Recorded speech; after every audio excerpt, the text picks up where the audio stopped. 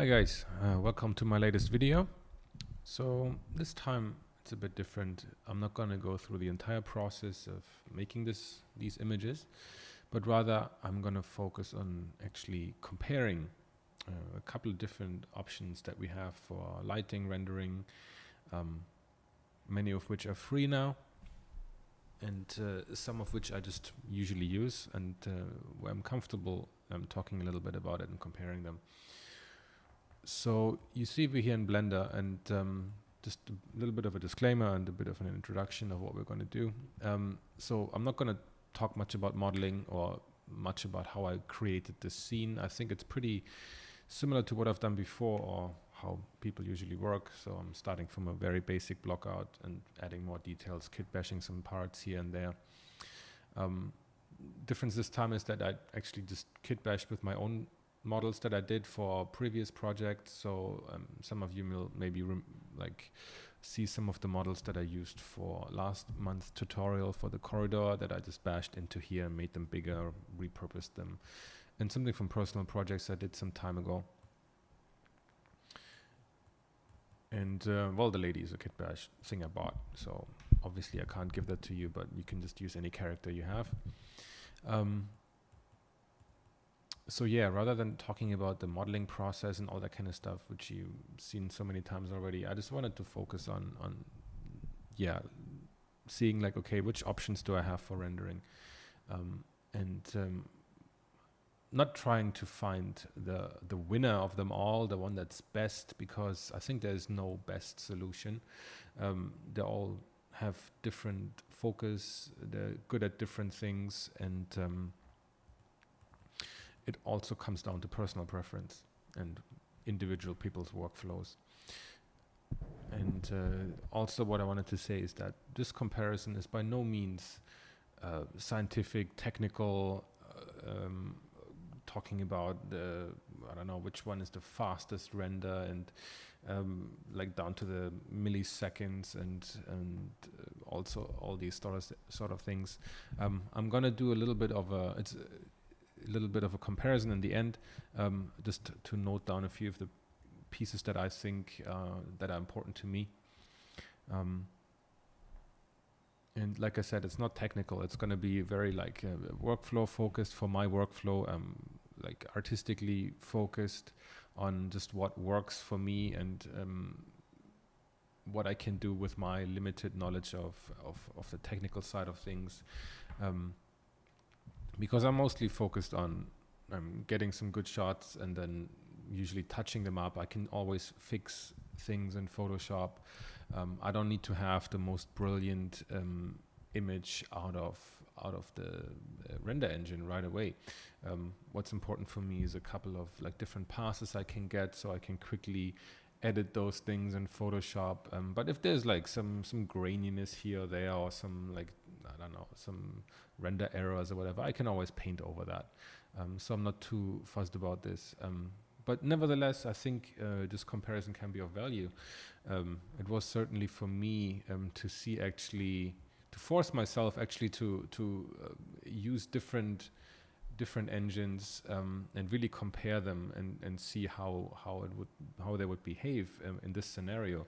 So I'm also not testing everything. I'm not going to do indoor, outdoor, and lots of different things. I'm just testing it within that one scene. So, of course, the validity of this is a bit limited, but I think nevertheless there are certain interesting things I found out over the course of this experiment. So basically what we're going to look at in terms of actual products, I'm not going to test everything. I'm not going to have like V-Ray in there and all sorts of other things and Redshift, Maxwell, Corona, whatever. I'm going to be focusing mainly of what we have within Blender.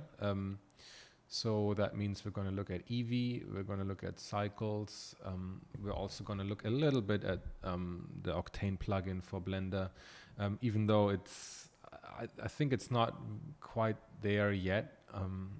It's a bit tough to use, and I'm gonna then also look at the Octane Standalone just to see how it behaves, and then we can see how we can compare these.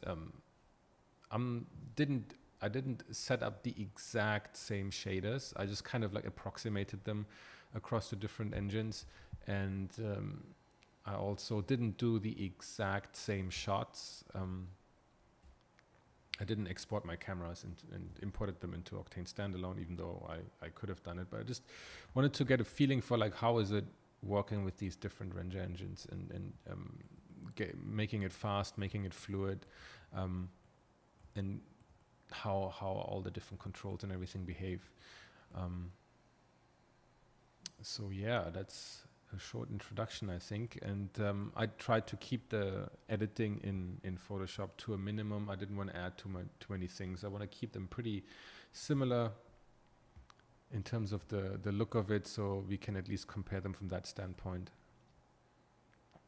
So yeah, let's talk a little bit about just the model. There's a few things maybe I wanted to highlight. Maybe some people will wonder how I did certain things. Excuse me, let me turn off the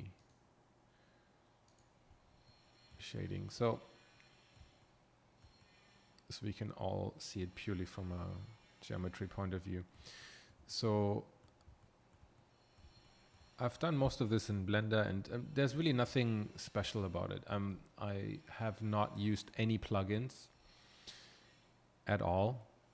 So there's no box cutter, there's no this and that. It's just a pure like poly modeling and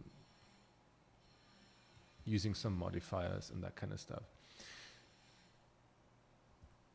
So if we choose just one of these models, you can see there's like some faceting here, but I'm not too fussed about that. I can paint that out.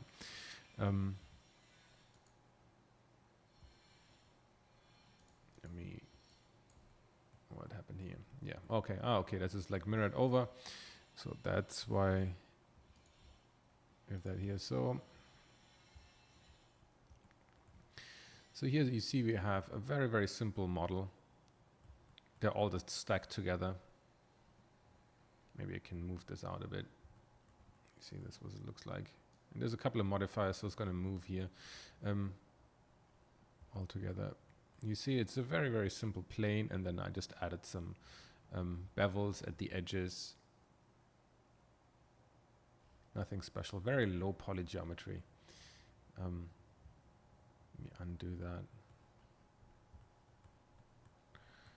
Navigate around here, and then I just added a couple of modifiers to basically mirror them over twice, so that if when I change something here, like I didn't want to do that. I just selected when I extruded. It extrudes all four sides at the same time, which is very useful.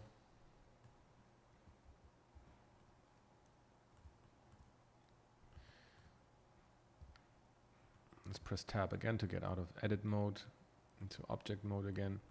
So let's see, what else do we have? This one is also done just with like an array. So it's actually one model. You see, this is the model, and I make an array modifier and then a mirror modifier to have it on the other side. You can all do these here. Select the model you want to have, go to array, and then also mirror is also here. So this is what I use fairly often. There's also, oh yeah, this one is pretty funny. Fun. So you can see it's like a pretty intricate looking kind of like scaffolding thing. But of course this is very easily done. So if I get rid of these here, actually you see it's just a piece here of, it's not much actually at all. It's see, there's a couple of subdivisions here. It's just a very, very simple model. But if I go to modifier and say I want to first, I can actually go to wireframe right away. It looks a bit funky, right? So we actually need to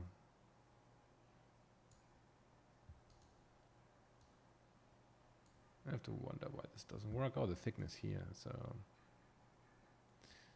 we can actually play around with this thickness here. So basically what this does is it takes the wireframe of this object, which we've seen here. You see here, when you press tab, it reverts back to the original model. If you press tab and go into object mode and apply this, or actually add this wireframe modifier, then it actually makes the wireframe. It uses the wireframe to make another model, and you can control the thickness here. I'm pressing, holding shift while I click and drag lets me adjust this in smaller increments. So that's pretty cool, but we can also slot in something else, which is to get more complexity, we can add the triangulation modifier.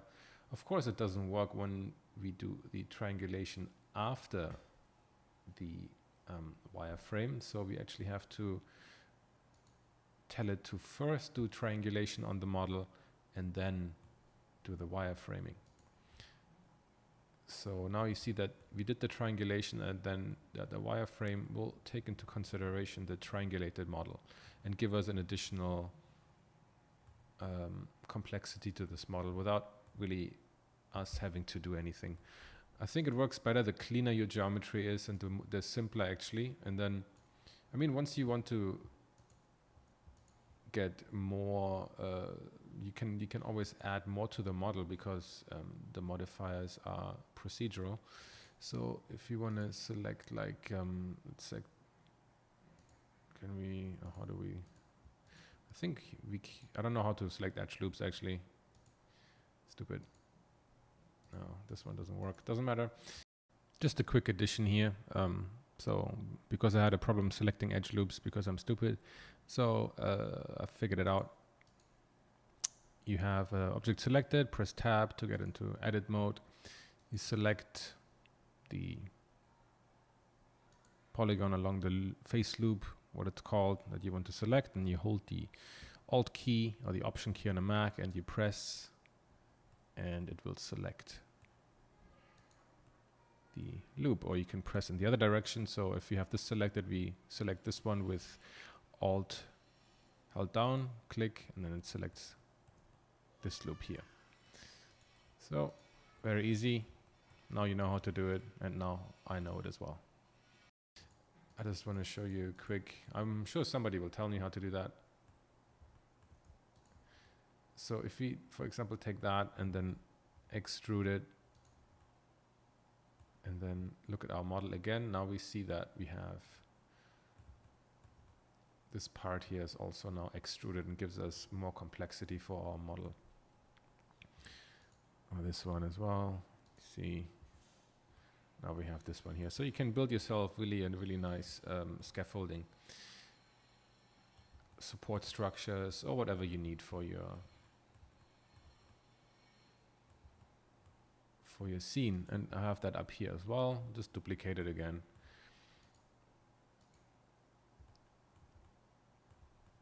This is all just a kit bash model, like just duplicated multiple times. It's actually the same I took from the previous tutorial. There's a couple of things I just modeled, I think in maybe some other application, but it doesn't really matter. It's all the same kind of stuff. It's all very simple, as you can see here. If you look at the geometry, it's very, very simple stuff. I mean, everybody knows how to do a bevel, how to do an extrude, how to do an inset. That's really all I'm using here. I mean, I can show you, but there's really nothing secret about it. So let's get a cube with Shift A, and where the hell is the cube? Oh, it's up here. There's some shit sticking out. I don't need that. Make it a bit bigger. And then, you know, E for extrude, I for inset. That's really all I'm using. And then maybe we have selecting the loop here, and then actually let's select the other one here.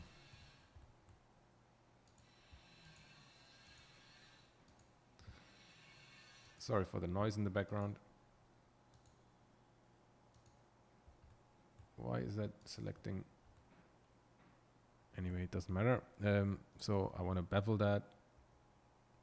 I press Command B and can just drag, and I can also use my mouse wheel to change the softness of this bevel to this extrude. And this is basically how I build these things over there that we have seen down here. What if I select edge loop now? That's better. So I also then do stuff like this and press bevel again. So now you can see that we're getting a really nice round soft edges here where we need to. So this is basically how I did all these shapes. But again, I just want to give you like a really quick, where are we? Where the hell are we? Here we are. Just a really quick overview over these things. I'll get to the lights and materials and everything later. But besides that, you can see a couple of cameras floating around here. Besides that, there's really nothing in this model that is like extraordinarily complicated. Just all compounding shapes, and you guys have this to play around, so you can take it apart however you want. So yeah, that's it just for the introduction of this model. So we'll get right into, I think the first part will be about the shader setup and lighting in Eevee. So we'll get right into that.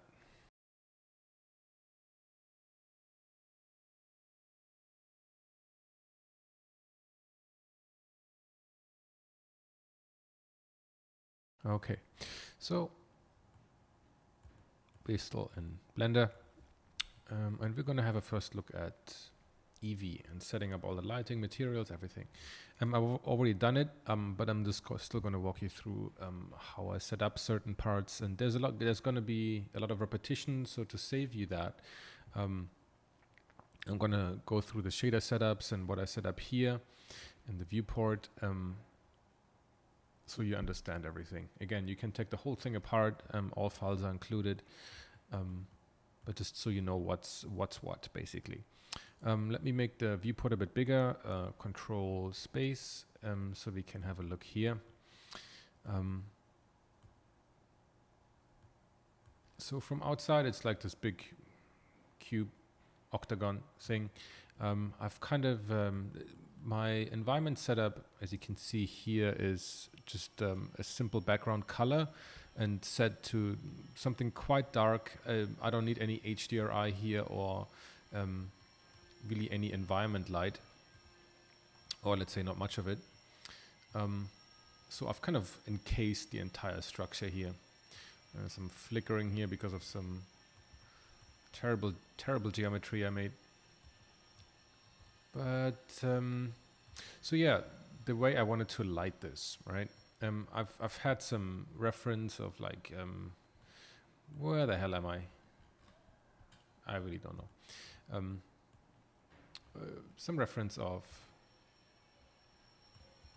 factories and some other sci-fi paintings, like stuff like maybe from Halo, stuff from like Sparth, some like shape language inspiration from things like Akira, even like all these pipes, these like wriggling organic looking pipes is kind of very like typical like manga 80s kind of thing, which I've tried to emulate here.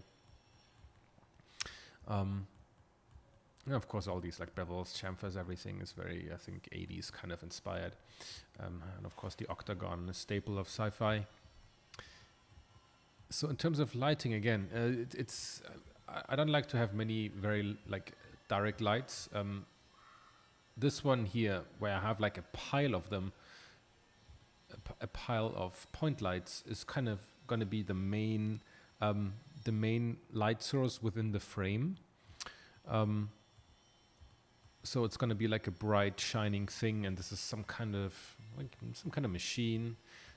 God knows what it is, some kind of experimental thing. And Doesn't really matter what it exactly is. Some kind of particle generator, who knows? I don't even know what she's doing here, right? She looks not very fittingly dressed to be in this facility, but she's the model I used for that weird series I had online, Where Are My Car Keys? And maybe she's still looking for her car keys because she looks kind of puzzled here and looking for it. Don't think she's gonna find it, but you never know. I also put in kind of the big door, the gate here, from my spaceship corridor tutorial last month.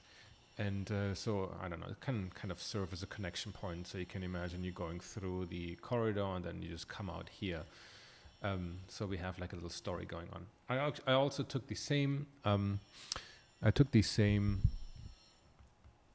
parts here, the same kind of design language, so it fits within that same world and doesn't look too different. So we have one main light source here, and I have very many indirect lights here. So I chose to do a couple of them because I kind of want to give the idea of like I don't know, floating particles in space here. I can probably use a few more and make them like a bit weaker in the strength. But this is okay for now to give the desired effect with all the materials around me and the illumination of the space. So this is really the only light that is like really openly in this space. And it's going to be like kind of giving me like a focal point, right? So this is going to be lit up and it's going to give a lot of contrast, very bright in a very dark room. So it's going to be what people focus on first, right? And other than that, I don't have any lights like flying around here in the open space. But I have quite a few other lights really in here. So the entire space is going to be somewhat cold, somewhat bluish, very like typical sci-fi. But within here, I have a couple of these point lights here. Let me see if I can all find them. So I have 3 other point lights here, which I can't see right now, but there's one here, one further up, and one further down. And they're kind of given illumination from inside this machine, and it's going to be a lot warmer tone, maybe reddish, maybe orangey. These materials here are going to be all some kind of like copper, bronze kind of thing, and it's supposed to give like a color contrast to the entire scene. And maybe it can also illuminate the bottom of the pipes a bit. So that was the idea behind those. And then I have these really, really big area lights. Let me see if I select them here. So this one is at the bottom.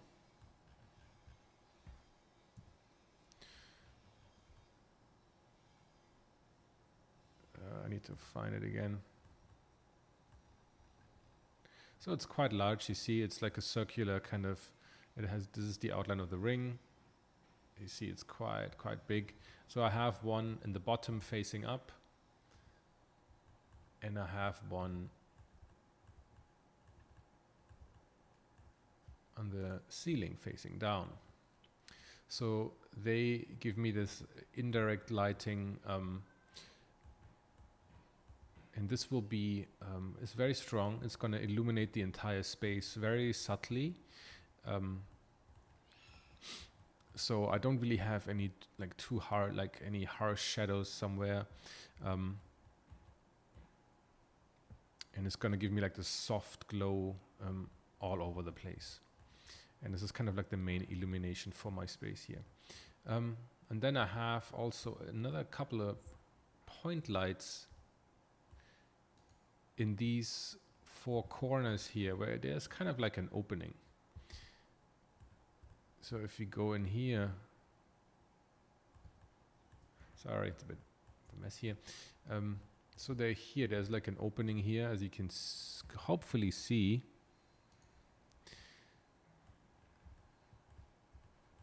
So we can see that this light is also hidden from view from all the normal camera angles, but it's gonna give this like illumination, this extra illumination here, this kind of like spot point light that is going to come out of here, and it's kind of give this space a bit more geometry, a bit more 3D-ness. It's going to help to separate foreground, background a bit, and the details and the shapes will be a bit more clear, I hope. That's, in any case, the idea. And that is pretty much all the lights I have in this. There's going to be some atmosphere in here. I put a volume scatter in here. I'll get to that in a second. But yeah, that's basically the idea of how this space should be lit. And this is really the first part I do with any scene, that I establish the lighting scenario first, and then the materials are kind of secondary. So let's have a look how that really looks like. So I activated Eevee here in the render engine tab. You can see I activated Eevee. I turned on a few things that might not be turned on by default. So I turned on simplify, screen space reflections, ambient occlusion. I made sure the shadows are on VSM and high bit depth, soft shadows enabled. Is there anything? Volumetrics need to be enabled in terms of lighting and shadows. Bloom I also like to enable, but be very careful with it, not to blow everything out. It can happen very easily. And that's pretty much all for Eevee at the moment. So now we can click on here, viewport shading. And it shouldn't really take very long. It needs to load in all the textures already. So that will take a while, but hopefully you can get the idea. So now it takes a second.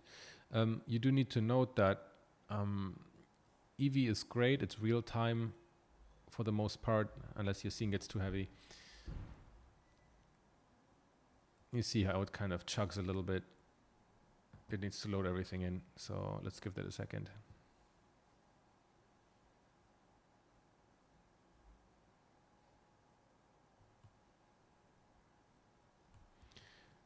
So you see it chugs quite a bit because of all the stuff, all the geometry I have in here.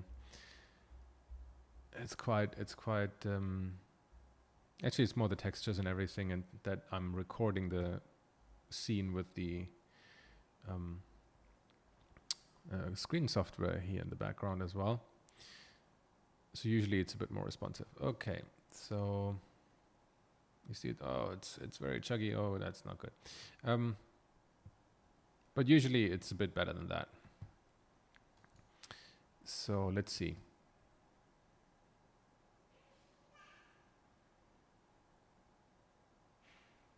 Let's give it a second. So right now the sampling is set to, I set it to, usually I think set to 64. You can up that to get a better look at it here. So what we can then do is, to really get a full-on preview of what you're doing, you can disable all the overlays here. You don't want to see those, and I still have an object selected, so you can just press. Sorry. You can just press Alt A or Option A, and then everything is deselected. Back to this again. I needed to make a quick change because it's pretty hard on the machine to drive this scene here and also record at the same time. So I set the viewport samples down to 8, and it's somewhat workable. You have your setting probably set to 64, and that is totally fine.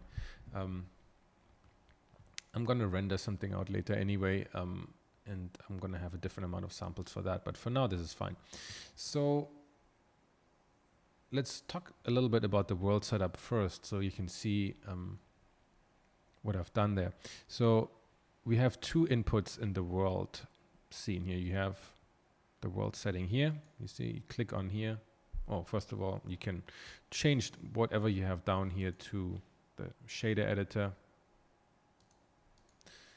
And I think in the beginning you need to actually go into this one here, context world, and say use nodes in case this doesn't show up. But once it shows up, you have most likely this setup. So, which is a background color and which you can set to up or down, like you can.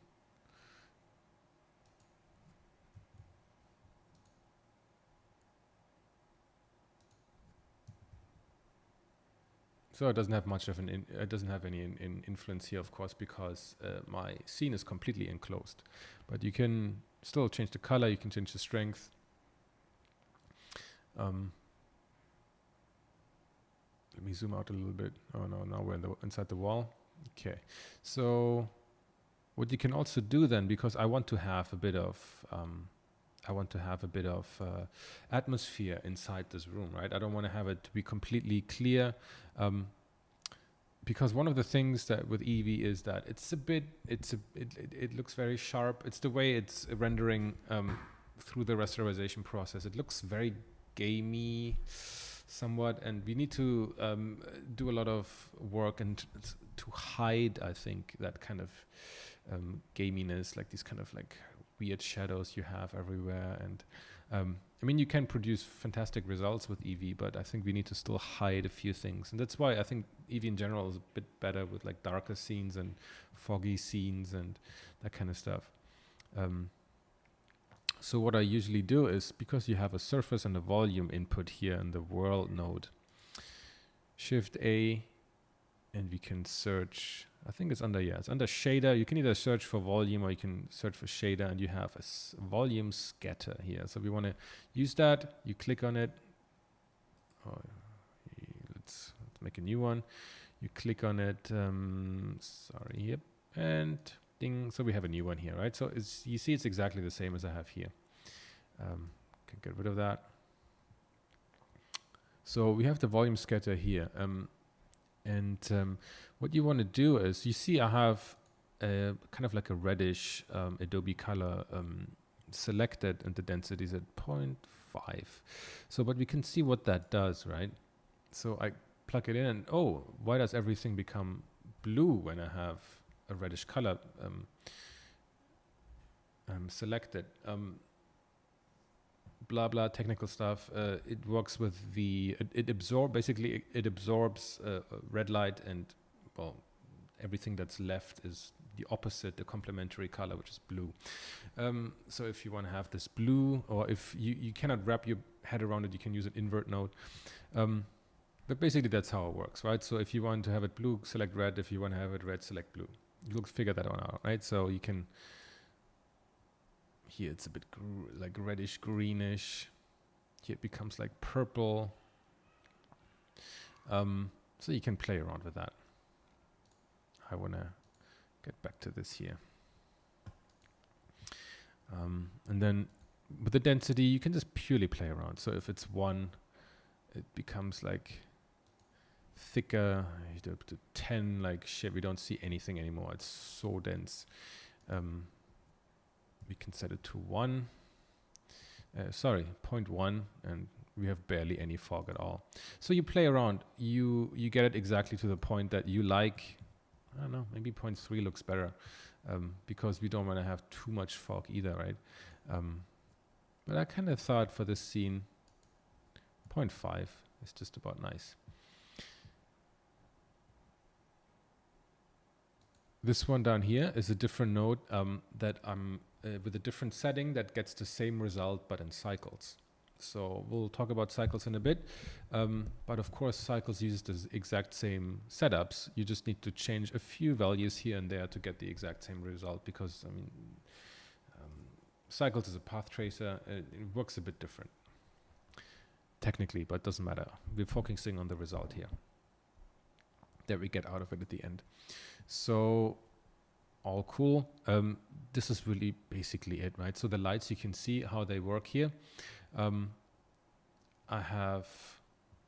hope we can rotate here a little bit without everything completely dying.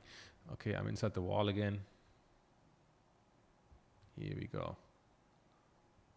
Why am I always stuck inside the wall?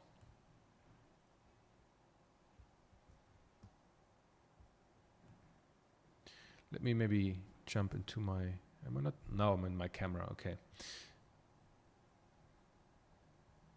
There I have a bit of a wider viewing angle. So you press 0 on the numpad and you're in your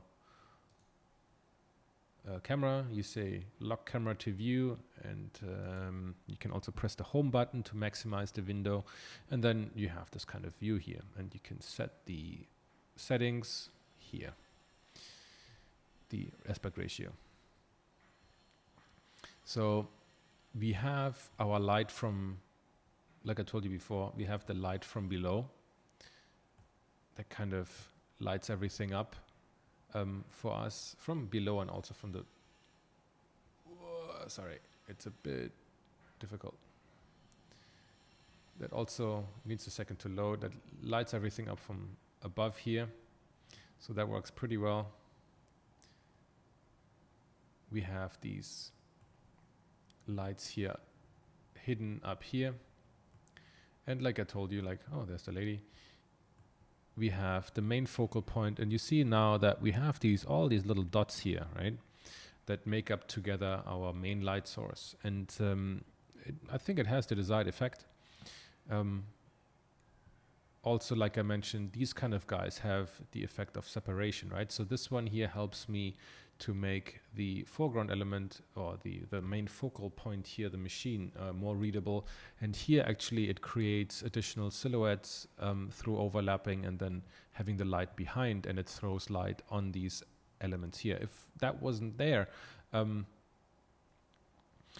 it wouldn't look as good. Let me see if I can actually find it. Smart as I am, I have not named any of these. Oh, I also put some lights under the scaffolding thing here. Again, to separate. But they're indirect pieces, so I should really name my lights. Having 15, 16 point lights is really not smart. Is it maybe here? Apologies for this. This is one, the red one inside there.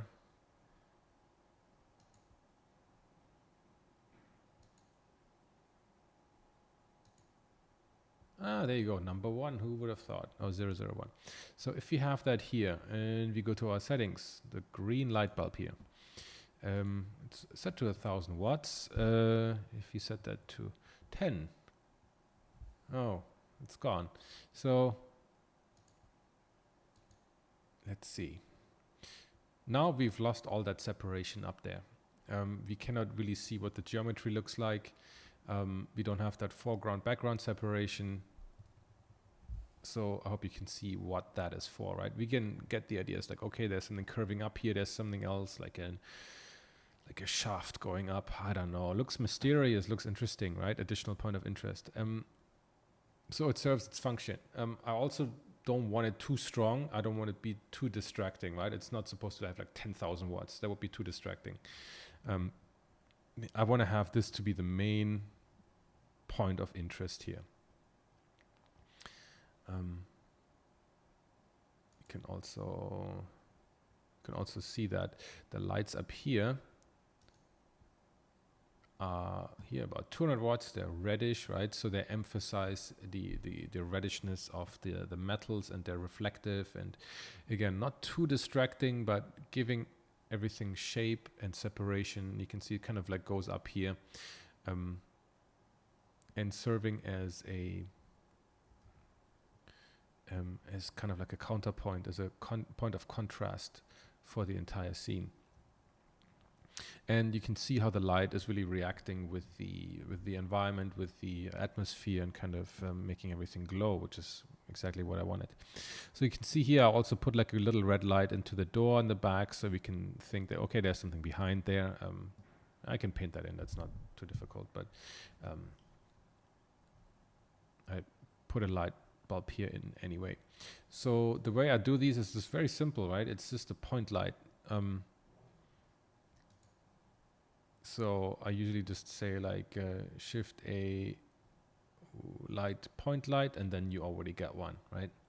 Let me just turn this off for a second. We need to turn on the overlays to see all our elements. You can see the bunch here. If we add a new point light,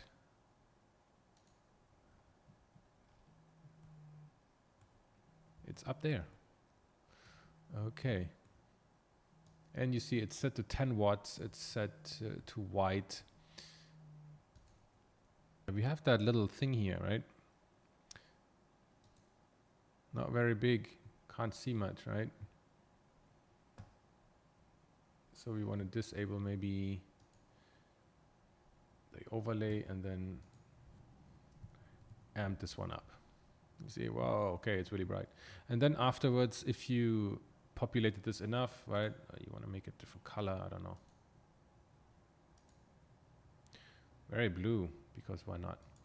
You can also just like Shift D.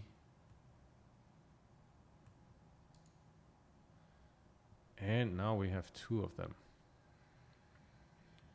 So that's how you can really quickly establish your scene. You can have multiple lights. You can duplicate them with like Shift D and move them around, change the power, change the color.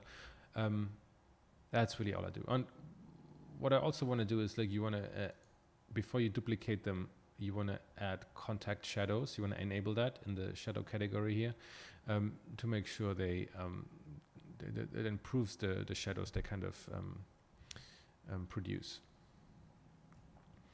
So I can delete them.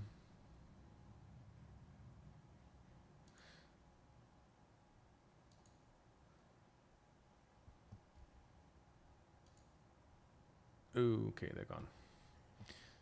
Okay, so we have that. This is really all I have about the world settings, right? For these kind of artificially lit scenes, really there's not much more that you need. Sorry, I'm disappearing into the wall again.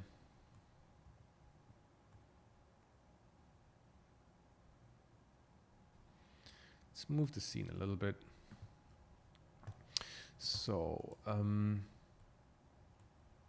this is really all there is to it. So now we can actually go to the objects. I knew I wanted to have the scene very dark, driven by a lot of the reflections. Not necessarily a very like shiny kind of room like the corridor did last time was very shiny, very reflective.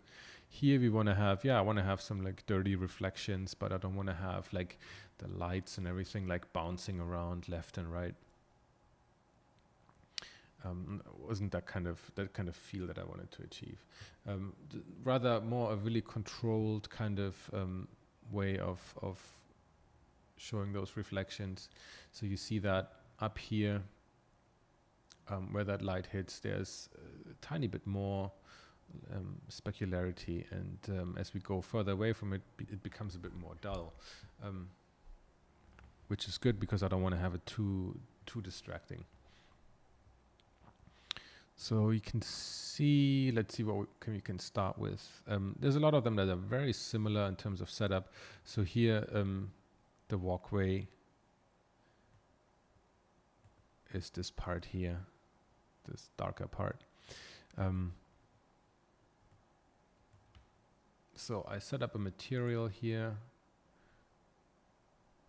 Nothing special about that. I'm sure you guys know how to set up a material. And then usually you get the principled BSDF shader plugged into the surface, and that's really all you get. If we have a look around here, so there's 2 parts really. One part is here the information how to map the texture, which is done with box mapping. There's no I don't do any UVs or anything. So to look at how that is done, usually what I do is there needs to be a texture coordinate kind of feeding into here. That is under input texture coordinate. You get this guy. Then it's basically telling the texture what needs to be done, where the texture or coordinates are coming from. And I actually want the texture coordinates from the object. Then I do a vector transform that is here under vector to convert the object into a world coordinate, and then I have the vector mapping where I can basically have the controls of how big to scale it, rotate it, or move it. And so these are hooked up like this. You can just copy that, and I just do it once and just copy paste it everywhere. And that I usually set to texture. And you can also use other ones, but it just influences how you use the scale settings. Then here is just very simply a texture, image texture, and then I locate it on my hard drive, and then that's that. I want to set this one here, the projection, to box, and that's all. And then you can have basically a box projected texture. Sometimes you need to select the object and make sure the scale is at 1. So you just select the object, you press Control A and say apply rotation and scale, and that's it. And then usually the texture's mapped onto it correctly. So here I have two textures actually plugged in. One is a very, very dark texture. It's just almost black, which is kind of the base color. I can actually get rid of that. And it's very bright because the color is white. So I can just set that to, you see, I can set that to almost black and I get the same effect. The only thing that this does is it kind of adds a bit more distortion, it's basically an almost black dirt texture. But it doesn't have much really influence on how this overall looks. But if you get a bit closer to the ground, a bit more in the foreground, then it might actually have an effect, a little bit of an effect, a very subtle one. I haven't even connected this one, so let's get rid of it. On the other hand, this shader has turned down the metallicness and the specularity is at 0.5. And then I plugged in here one of my favorite textures. I'm sure that you guys know that already.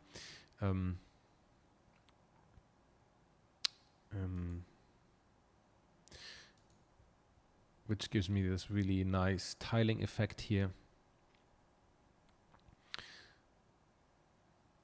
And you can see, let me see if I can just pull that up quickly. Oh, it's packed right now. Let me unpack it. The use file from 1 second.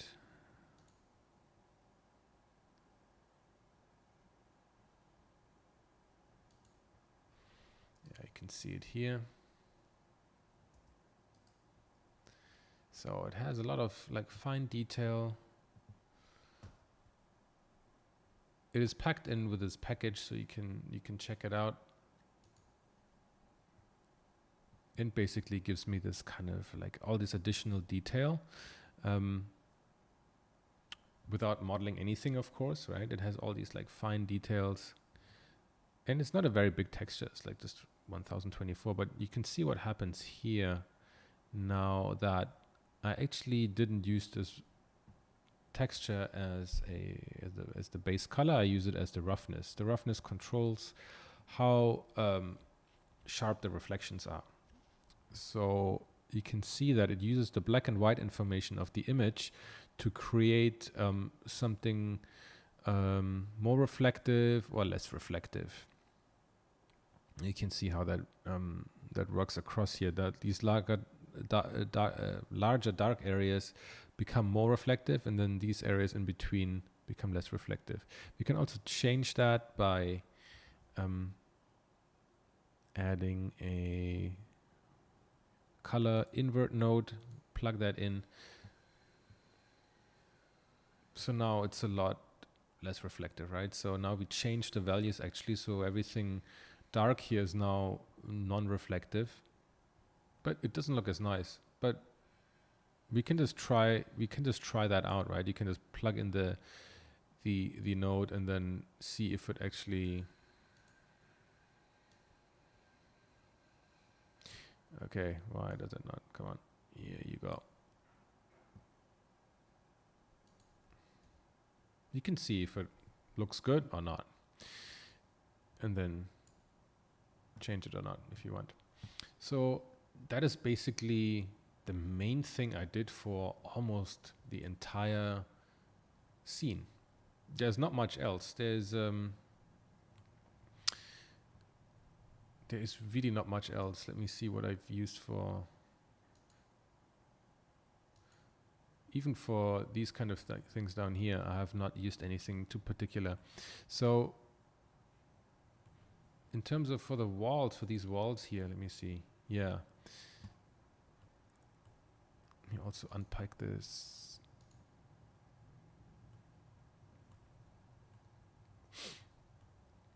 So you see it's the same setup here again with the texture coordinates, the vector transform, the mapping.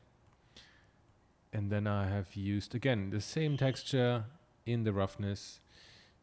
So this is for these walls out here, you see. And then I actually put in a dirt map into you can see this like dirt map here, into the specularity. So you can see that here for the walls, there's a couple of things going on. It's actually not that nice, honestly. Maybe I should make it a bit bigger. Let's set it to 20 maybe. You see now how these things here in the background, these big fat splotches became a lot bigger. Sorry for the noise. So you see with nodes, we can actually reuse all these nodes like an endless amount of times. So I don't need to do this kind of take the node for texture coordinates and vector transform multiple times, because the only thing I want to change for each of these textures is the scale. So I can pull out multiple connections and have them connected here, and then just change the scale value for this texture, scale value for this texture, and then they all come together here again. So that makes the nodes very, very useful. For the other scene, for the other wall here, you can see I've used the same kind of setup again and again, just playing with the scale of it. Here I even didn't use. That's for the walls as well. So I've used that here as well. So you can see how much mileage you get out of a very, very, very simple texture setup. You see here the same again. I could have actually made these all the same material, but I do want to have a little bit of flexibility. But you can see how you get a lot of mileage out of a very, very simple setup based on the positioning of your lighting, more reflective, less reflective. And I don't really need to do much at all, actually, for this kind of setup. So deselect that. So you can see like very, very subtle streaks here and there. These guys also have the same. So the entire environment really consists of very, very simple setup that is mainly driven by the lighting. And the variation in it is mainly driven by the lighting, right? Up here, I've used some different kind of shaders here, I believe. If you look at the pipes, let's see what I did there. This one is just a very, very, very simple metallic shader. So it has, I'm always using the principled one. But if you look at it here, I amped up the metallicness of it, which makes it more metallic. And I plugged in like the dirt texture from before in the specular and roughness channel just to add a little bit of variation. But the pipes are not going to be the main thing in the shot in any case. So it doesn't matter that much. Oh, there's something, I think, let me see. That is something more complicated, but not necessarily useful. I'll go through that in a second. Some of the shaders I carried over from a different project. So let's see, I called it brain. That is really funky. That is the outside though. I want to select the shader for these guys here. So that is like I made some kind of really screwed up metal shader. I wanted to have a lot of breakup and shininess in here. So this is a bit more tricky, but no worries. I'll go through it. So we have, again, it's very, it's just being complicated by me being not very organized in terms of the structure of my node tree here. So I'll just get rid of whatever I don't need. So here you see we have a mix shader, right? And so this is basically taking two shaders and blending them together, which allows for more intricate shader setup. We have two principled actually. One is kind of like a very brownish texture here, but also mixed with a noise texture, which I will get to in a second. The roughness will just be controlled through my usual dirt texture. I have these two in here, but they don't actually do anything, right? I experimented with it, but they don't do anything. With this one, I can control the brightness and contrast of that texture, and with this one, I can invert it or not. But since they don't do anything, so for now, don't worry about it. You can play around with them, or you can just completely bypass them. Let's see what I have plugged in here.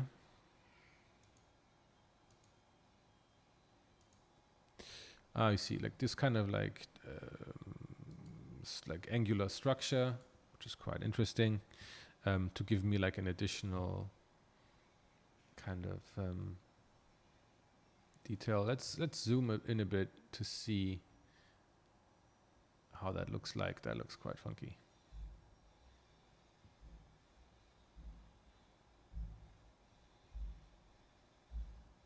So I use this texture in multiple ways. This one I should probably exchange.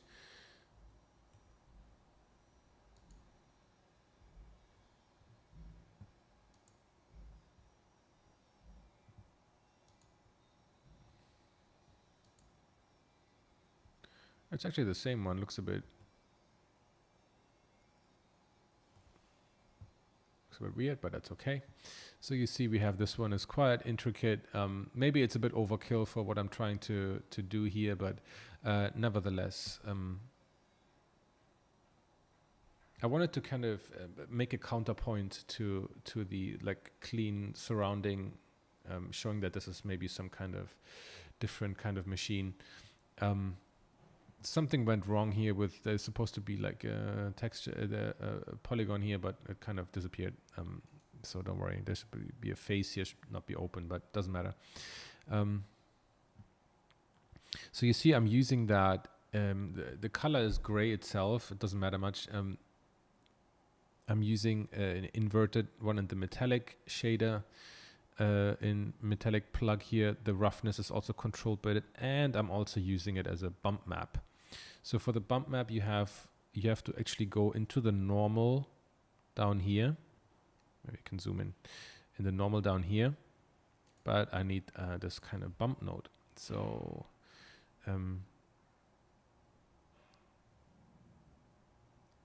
where did it go? If you can't find it, just look for bump. So you can either plug in a normal map or bump in here. I want to have the height controlled by it. So I plug in my image into the height plug, and then I go in here.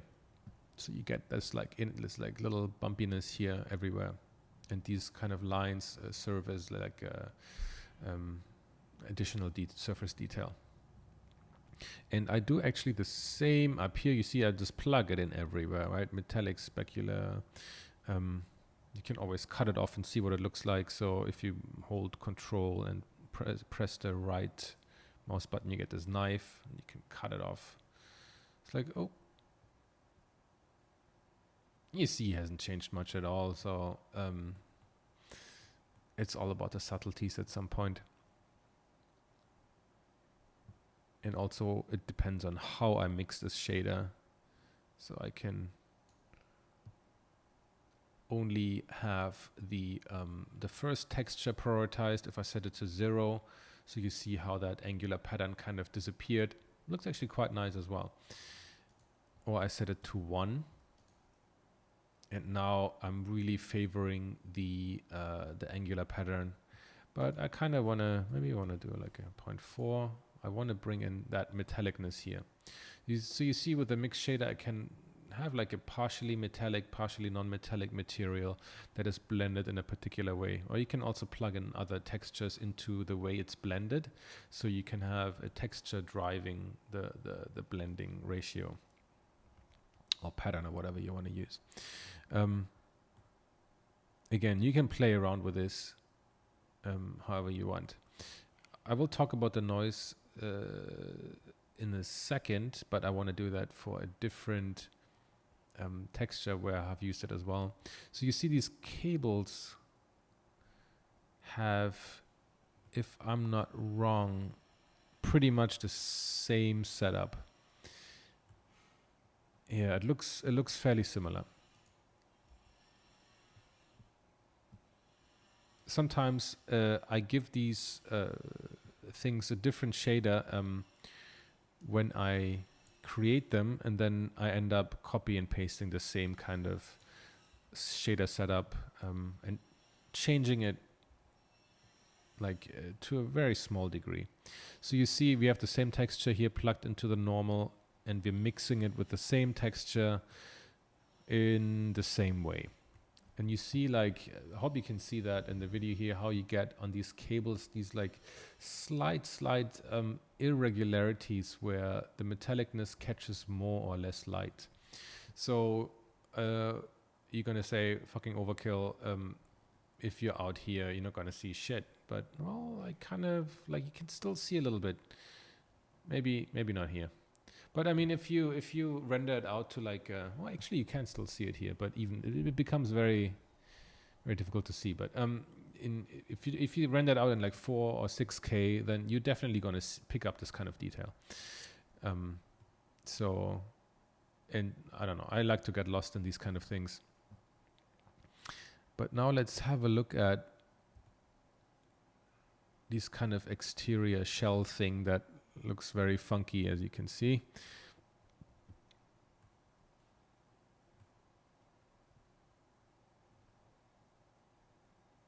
And it chugs and it chugs. Apologies for this. On your machine, it should definitely be working better.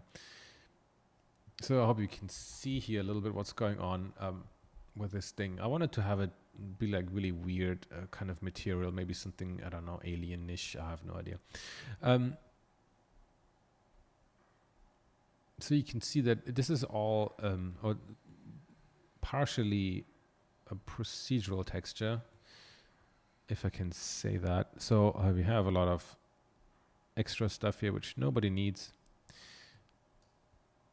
So we'll get rid of it because it's just distracting. Doesn't even lead anywhere. So we have that. Okay, whoops.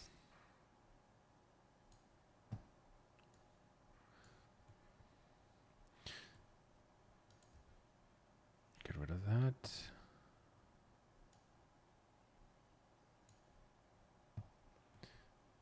So let's see. It's also, again, a mix shader. More towards this guy here. Let's see what we have down here.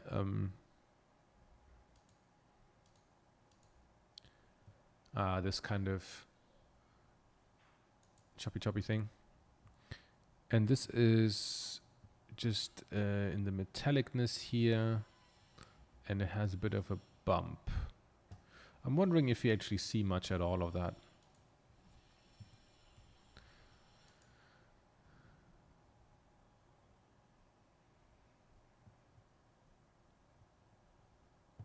Yeah, it became a bit more reflective, a bit brighter, definitely. So depending on whether you want that or not. This became a bit darker here. So this one here though is, I think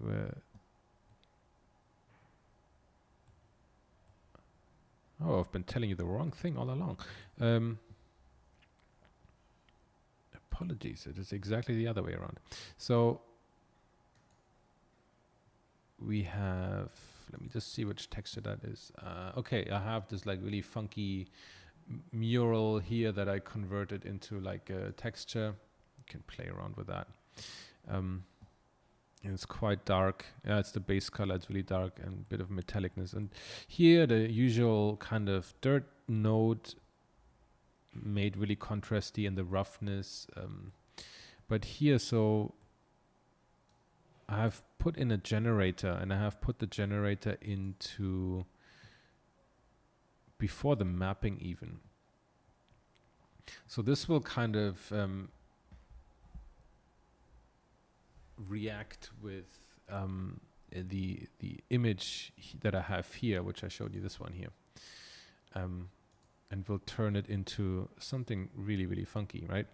So it created, I used the Voronoi texture to create all these patterns, and we can play with that. You can see how when I increase the scale, it actually creates these like smaller kind of rings. If I decrease the scale, it makes these rings really, really, really big. I mean, it's a purely an experimental thing. So depending on what the kind of effect you want, you can play with that. I wanted to have some kind of like material that maybe look like it's interacting, like it's like liquid or whatever. But you have a couple of different settings here in the Voronoi texture, and we can, well, yeah, you see we can set it to crackle, and then it has this like more typical Voronoi look that we know. We can see what else we have here.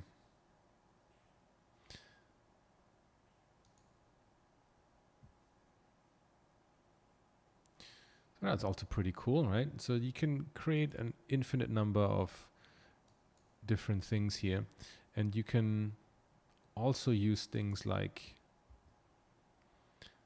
if you go here, texture, where did it go? Noise texture. Let's see what we can do with noise.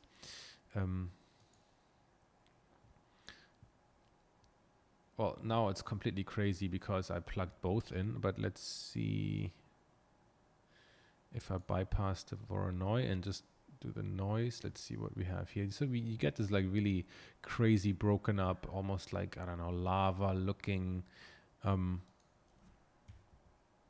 image. And actually that looks pretty cool. Now we have really like, it looks like slick oil, really interesting kind of texture. And this, you can influence that, of course, by using a different kind of texture here.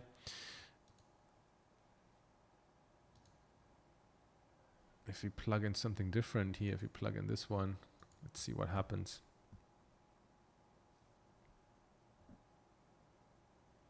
Not much at all.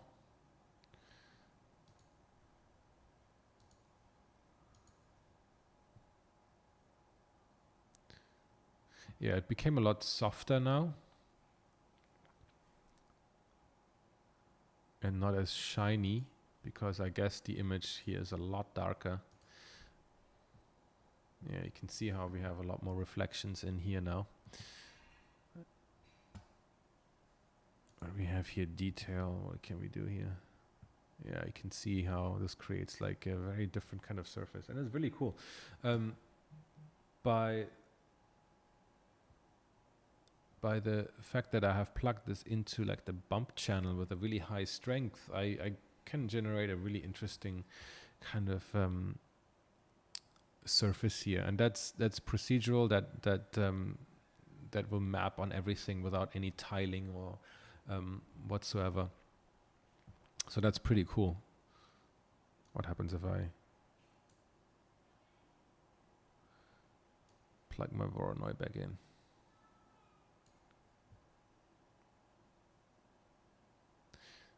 Okay, now it's really interesting. It's really, really fine noise, which is actually pretty cool.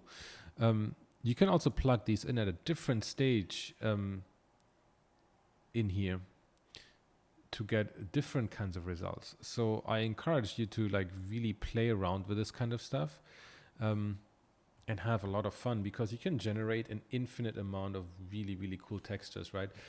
Just be careful with building like really crazy abstract stuff. I always try to find a middle way between something interesting and something that we can actually like relate to. Otherwise, if it's too weird, then people don't know what it is, right? So there should be a certain understanding, or we need to be careful to like, okay, let's build something that looks like metal that people can understand. It looks like metal, or it looks like, I don't know, stone or lava, or there's some kind of relationship to something that people understand. And I think then you have a really successful, interesting material on your hands, right? This one still looks like some kind of metal panel that people know, or this could be like some kind of stone, right?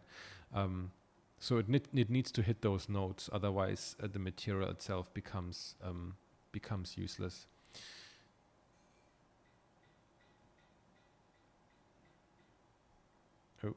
And we're in the wall again. So the rest is all a mixture of these kind of materials. There's really nothing different.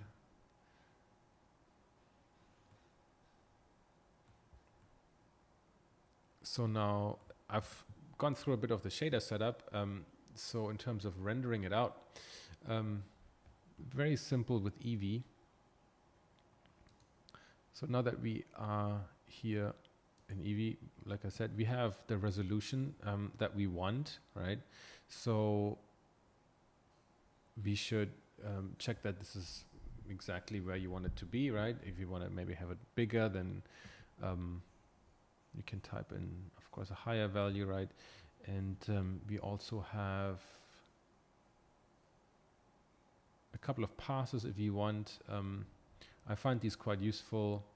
The ambient occlusion, the mist and ambient occlusion are quite useful. I usually get those. And I also work with multiple cameras. So if you have a camera here, you can, or I have two cameras here, for example, right? And right now I can only see through the first camera. If you go to scene, and then you can select your camera here. So you see I have a different angle now, right, that I set myself. And then you copy and paste, you duplicate the camera, move it around. And so I have a different shot here again, as you can see. And you can do that again and again. You can rotate the camera and everything. You have your camera settings here where you can control focal lengths. You can play with depth of field, all these kind of things as usual. You can find your composition. Here at the render, you can set the samples. Usually for Eevee is fine. I mean, I set it to 128, but you can leave it at 64 and it looks pretty good. And then I usually would actually hit render image and then wait a few seconds, and then you got everything, right? So let's see how quickly that guy can pump this out. It shouldn't take long at all because the resolution is quite low. I just want to show you the different channels here. The different passes. Okay, it's finally here. So now we have the image, looks good. I can turn this guy off for a second.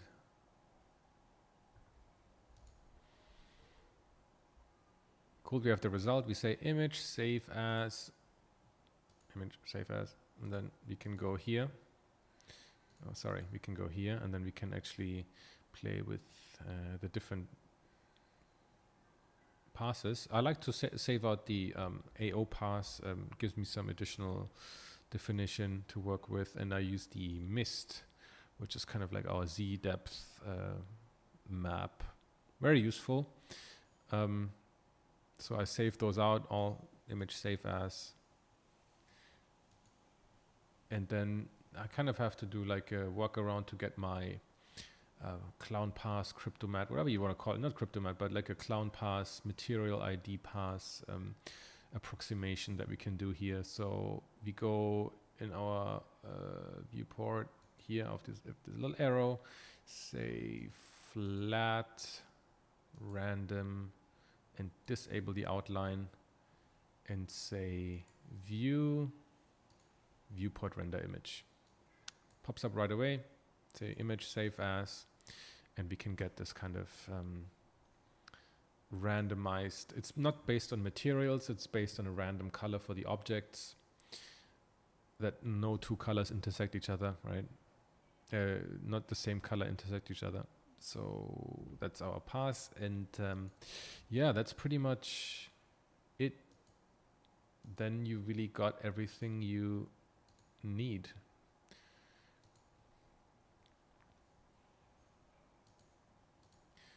So we can quickly go back to our camera here that I used before, this one, play around with. So yeah, that's really all for rendering in Eevee. We'll compare the images later on when I have done the others, the other engines, the other settings, and then we can compare it. You can play around with this setup in Eevee, of course, if you have Blender 2.8 downloaded, which you of course should have. And yeah, let's jump onto the next one, which was going to be Cycles. And I see that.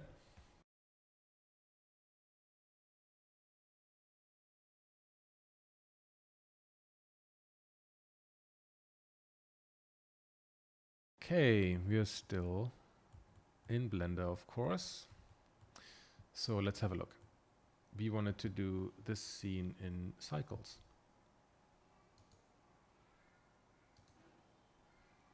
We change our render engine to Cycles from Eevee. We make sure that we can set it to experimental, and then we need to make sure we have device GPU compute. If that doesn't show up for you, you might want to check your preferences, and under system, you make sure that under Cycles render devices, your cards, whatever you're using, is enabled, and then it should show up here. So the good thing is, and it's going to make this tutorial, this part of the tutorial quite short, is that Cycles uses the same shader setup as Eevee. So we have already done the work for Eevee, so we're basically done.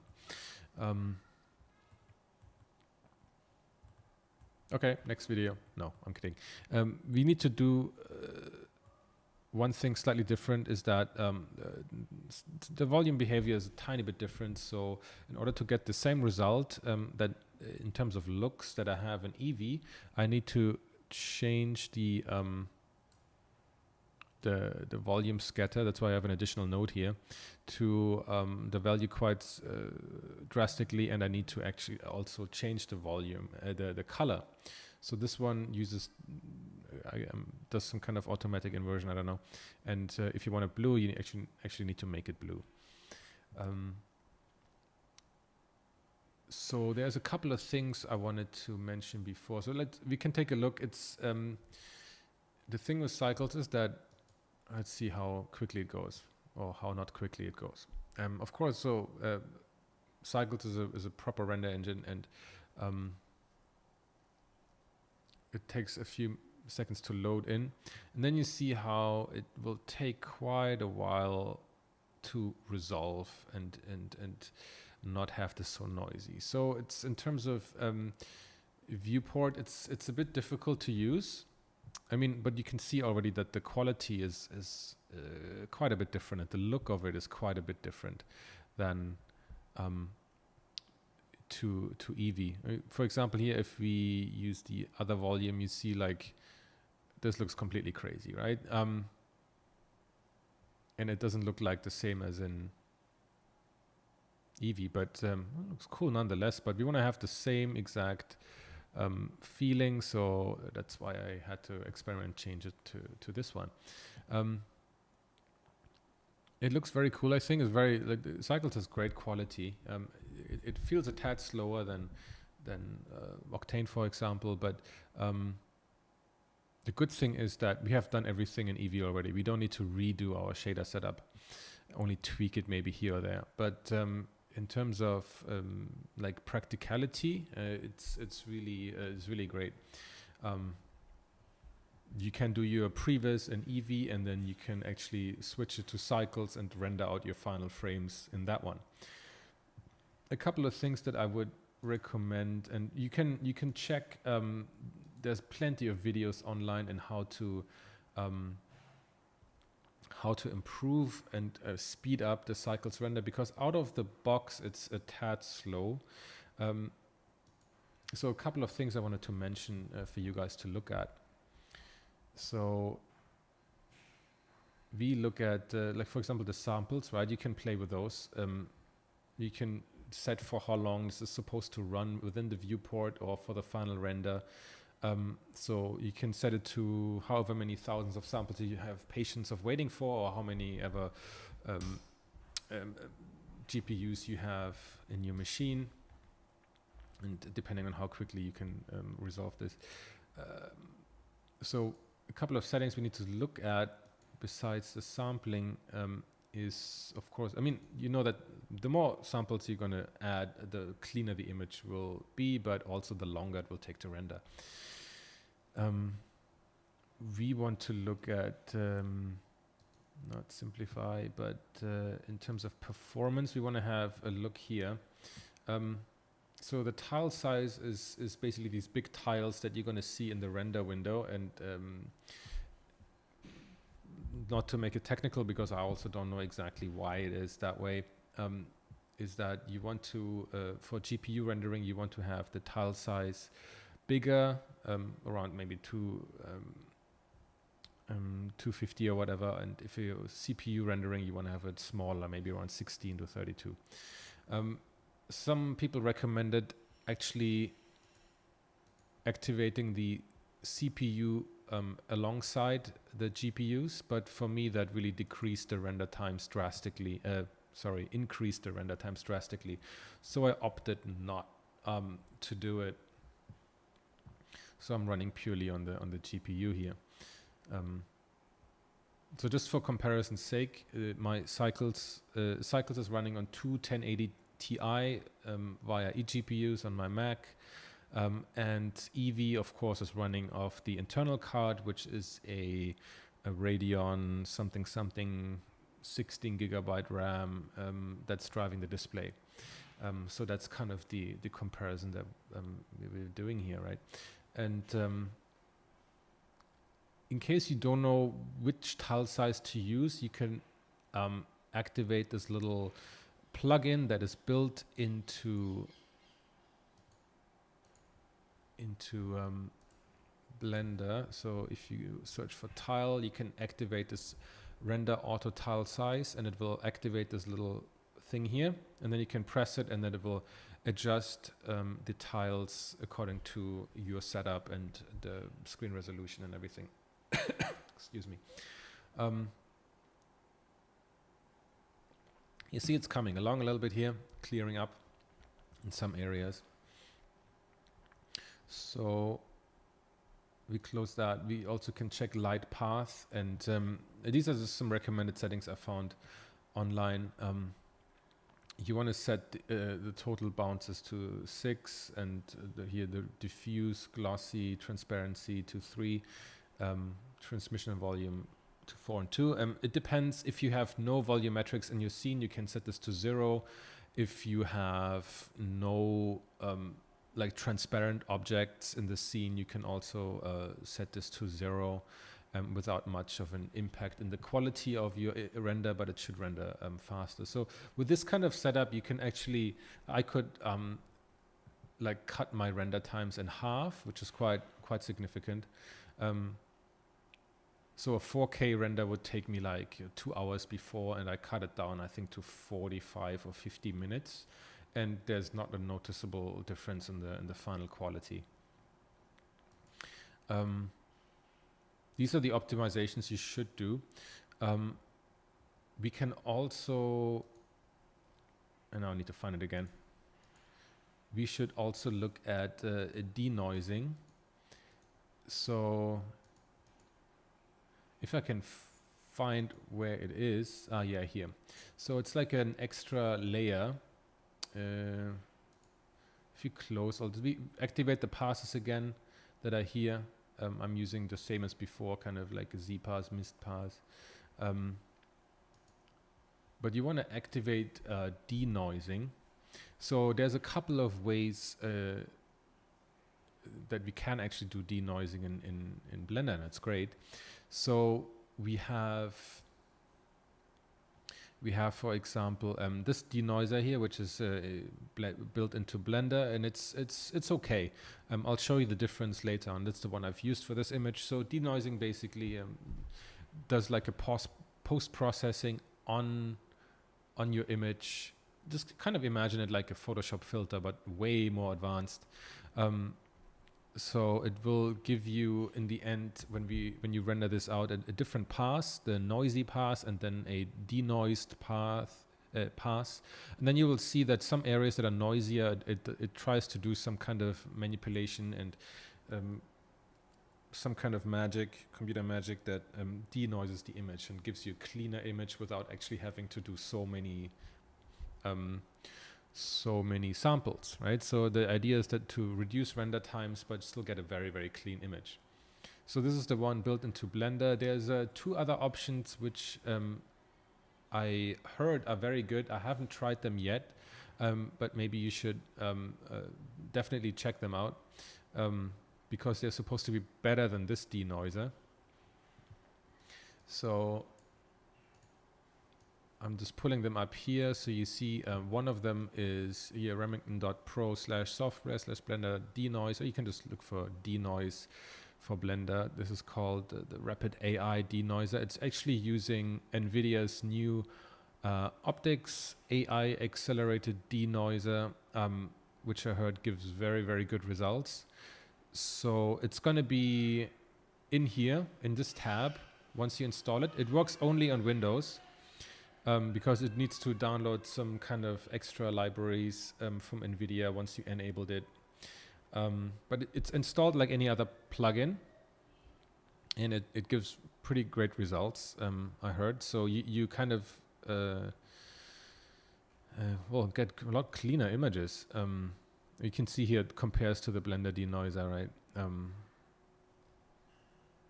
Looks a lot better. But then there's also something new coming from Blender itself.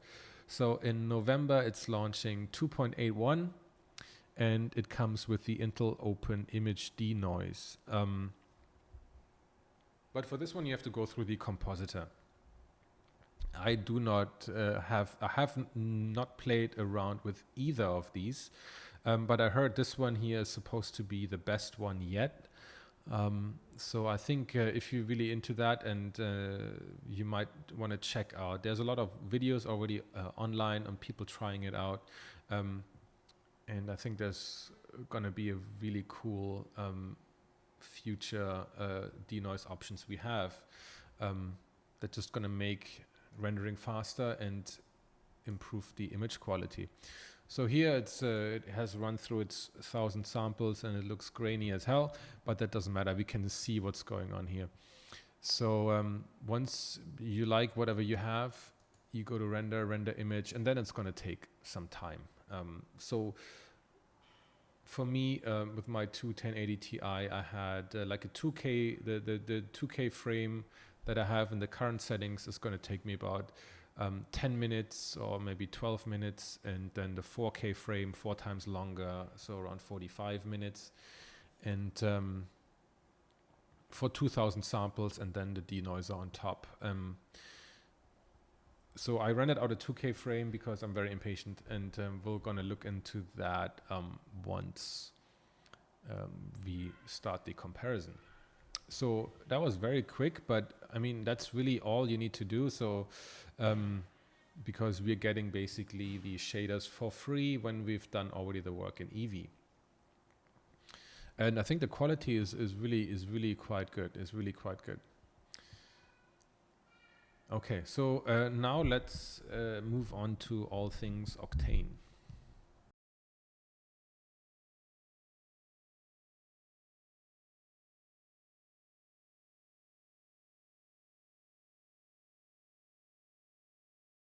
Okay, so here we are in Octane.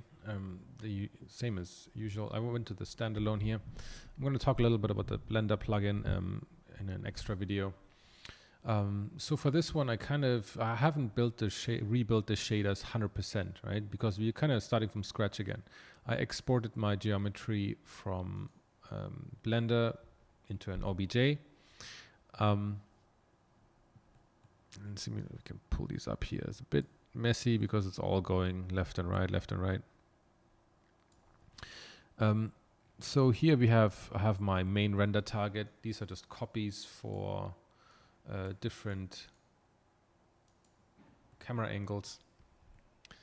So here is the geometry which I drag and dropped in. I made a geometry group to connect my different pieces of geometry.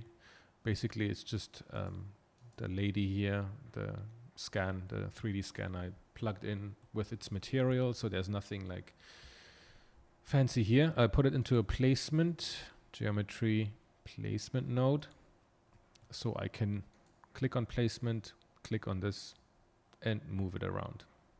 Click on it again, it's gone. Because I didn't have the lady saved into the file itself. So here we have that OBJ with all the materials I set up. In the render target, I click on it, I can see here I set my camera to pretty much the same camera settings as in Eevee. I set the environment also to a texture environment, but it's all dark, it's all closed. I can just ignore the setting for the environment. I set the kernel to path tracing. Settings are pretty much the same. Aspect ratio here I set to 239:1. What else do we have? I usually play around a little bit with the post-processing, so I enabled it, added a little bit of bloom power, a little bit of glare. You can see what they do.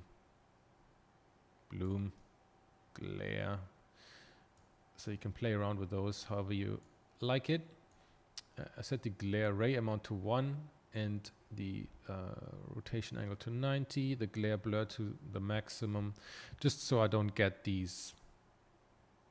Well, you'll see what they are. These are the standard settings, which I really don't like.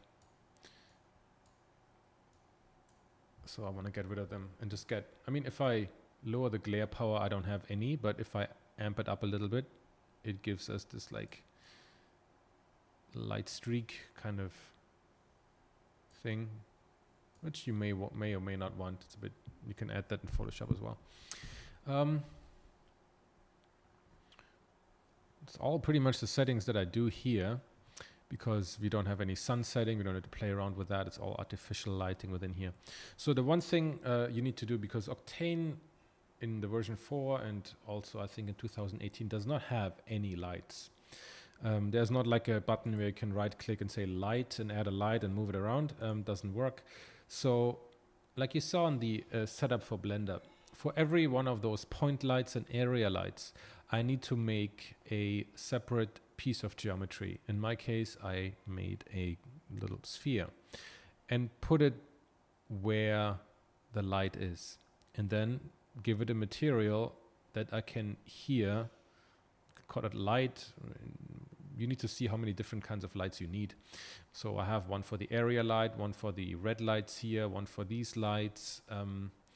For example, populate these spheres wherever your lights are. So I also have one for the area lights in the bottom and the top. Make a material out of it and then export it. So that when we're here, we have a piece of geometry here. Let me see here. That's the light here. And now we can actually change it. You can see it became tiny. So that's kind of our workaround for not having any lights, but still getting the same kind of lighting scenario within Octane. So I don't know if I actually added a medium. No, I didn't. That's fine. I didn't add any like, what do you call it? Any volume, any fog into here.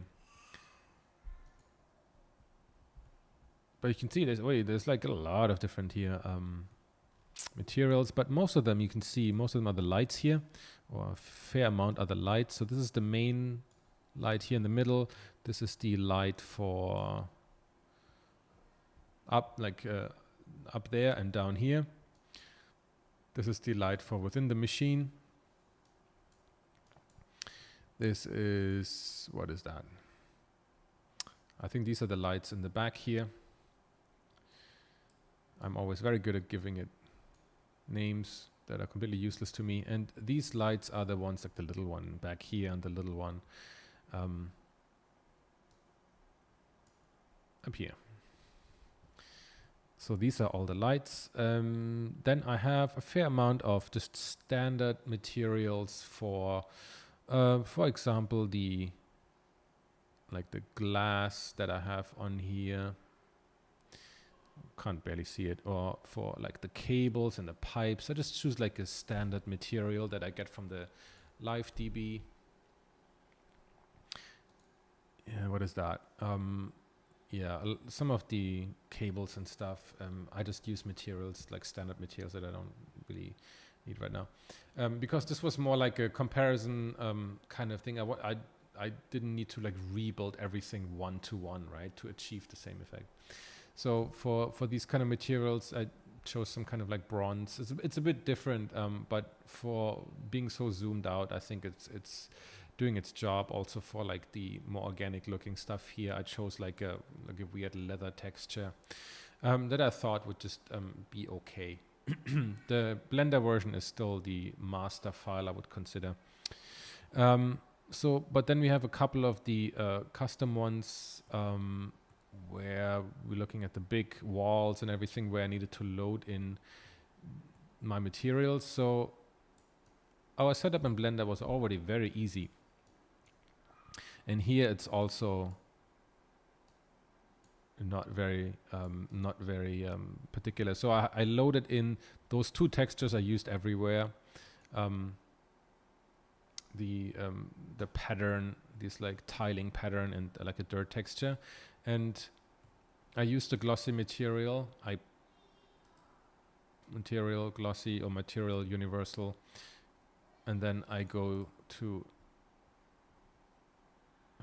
textures, RGB image, and choose projection box. So these are the three nodes you see here. Play with the specularity and the diffusion, the diffuse channel, which I usually set to very dark. And then I have these two textures, as you can see here on the ground.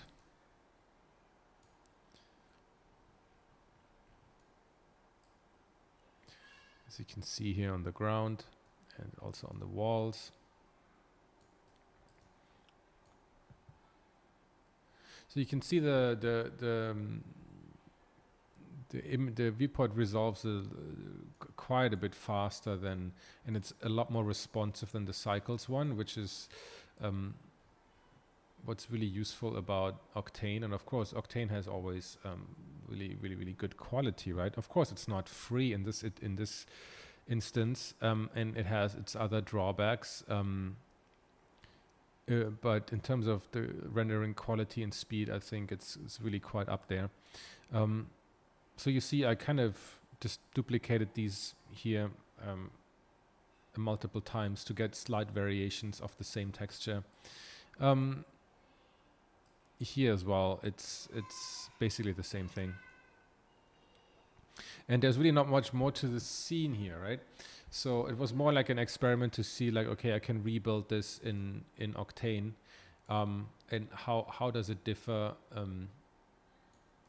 How does it look like within here compared to the Eevee version?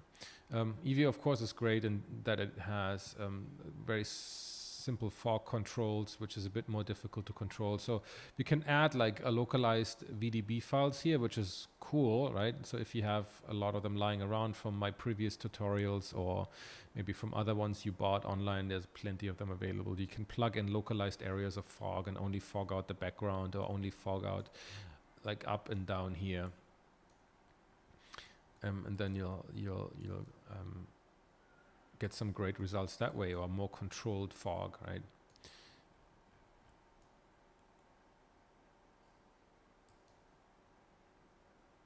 So what I did here then is duplicate all these render targets. So I have individualized settings and individualized cameras, and then just copy paste them and make different kinds of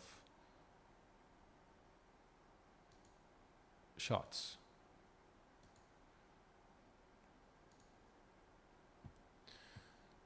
And these don't take that long to render at all. You can see it clears up pretty quickly. So in a few minutes we have something really useful. And then we can set our resolution here and save those out. And of course we have tons and tons of passes. I usually like to use the reflection pass, the volume pass, if I have any volumes included, Z depth and material ID to separate all my images. You will see in the Photoshop file. So in terms of the amount of passes that I can get out of here to really have individualized or have all these little things I can adjust later, and then like I can choose them here, right? So that is really great, and that's something that Cycles does not have, all these different different settings here. We also have a denoiser in here. So if you go to Imager, we have the spectral AI denoiser. You can enable that. You can shave off some time in the render times as well. So there's plenty of options, because really Octane is really a dedicated render engine, which can of course offer a lot more, since it only really does one job. So we have now set up our scene here, and again, you have the file, you can look through it. There's really not much in there at all for this one. It's, I think, very simple and straightforward, and I went through the shader setup for Blender in particular. So we'll save out our frames, bring them into Photoshop, and then we'll compare them. And also just gonna do like a quick extra in the Octane plugin for Blender, and we'll take a look at that first, I think.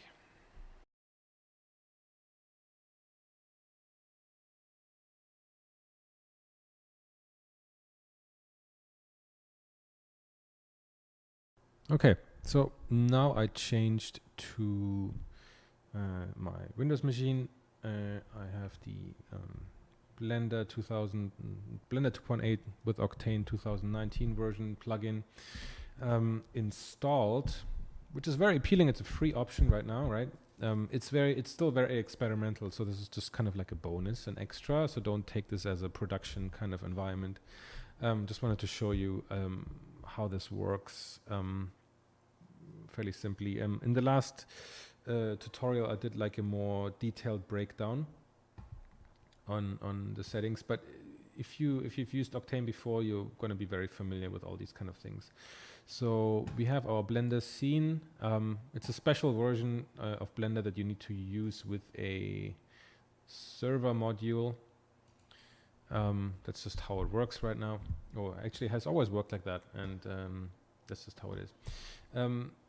So in the render engine settings here, we have Octane, which is pretty much the only thing we can use, because Cycles and Eevee, you can activate it, but it doesn't have the corresponding, like if you go here, you only get Octane materials and shaders, and if you go to Eevee, there's nothing there. You cannot add anything. It doesn't work properly. So that's just how it works right now. It's not good, but that's what we have to work with, since it's like an experimental kind of preview build. We have all the same kind of settings as before. The rest of Blender works the same way. In addition, we have here in our menu, we have the camera imager of Octane. If you go here, you have item, tool, view, and Octane. Here we have the camera imager, which we can actually use. You click override, and then you can use all these things. The post-processing does not work yet, it seems. But by far the biggest restriction right now is that we cannot say viewport render image or render. We can't do that right now. And also the experimental version is limited to 1 GPU. Or actually the free version that I think a lot of people will be interested in for Blender is limited to 1 GPU. So you cannot use more than that. If you have to pay for it if you want to use more, which is fair, I think. But so here also, you see if I zoom out, so I imported I brought over the version I made on my Mac with all the Eevee setup in here.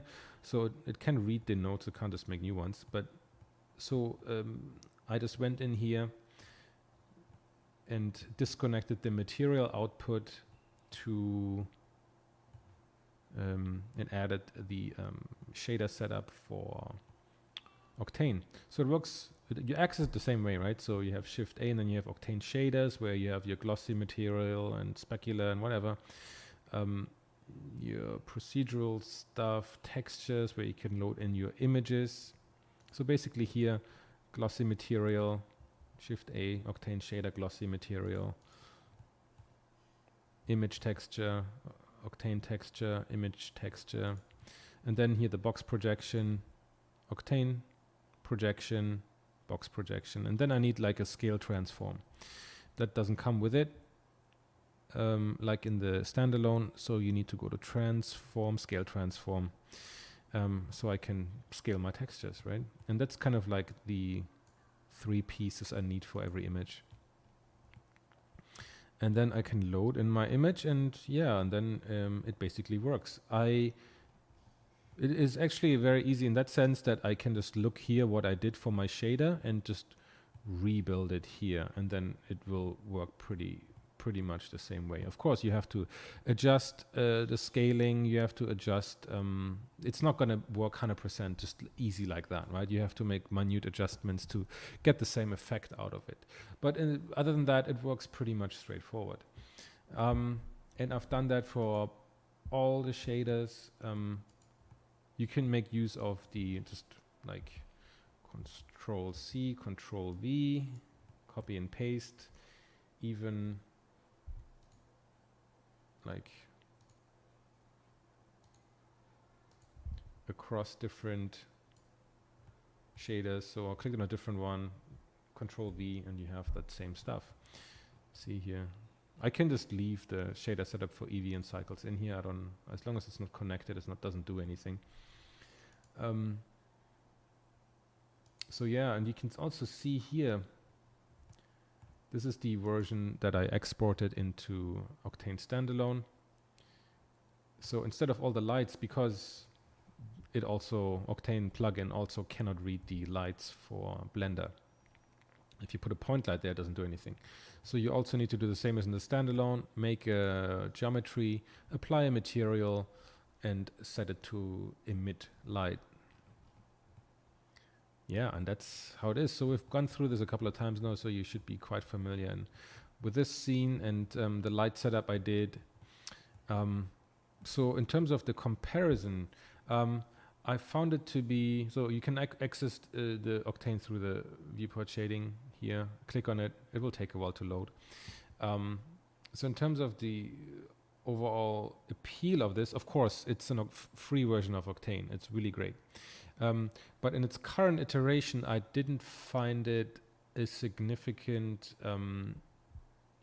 improvement over what Cycles has to offer in that sense, because if you use Eevee already, then you get the Cycles benefit of everything being within Blender, and it's really integrated, and you can use the lights and everything.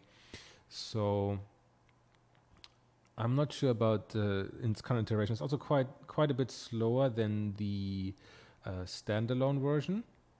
So you see how slowly the viewport resolves. But I mean, for this one, it's also driving only off the one graphic card I have, which is a 2080 RTX in this laptop, which should be plenty fast, but it's still quite a bit slower than the standalone. So the quality is great. The quality is as we know from Octane, but I'm not sure. So we'll save out a frame, render something here. I have to screenshot it because otherwise I cannot get the render out because the render option is not available. But then, yeah, now we'll go into Photoshop and take a look at all these different renders we did.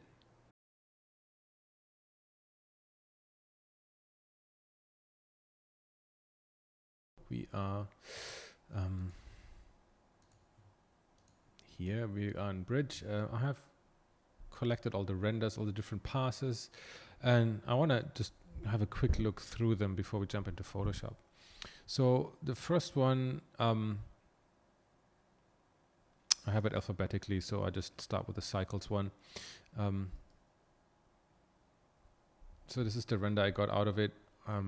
It's slightly more than 2K render, just in terms of time.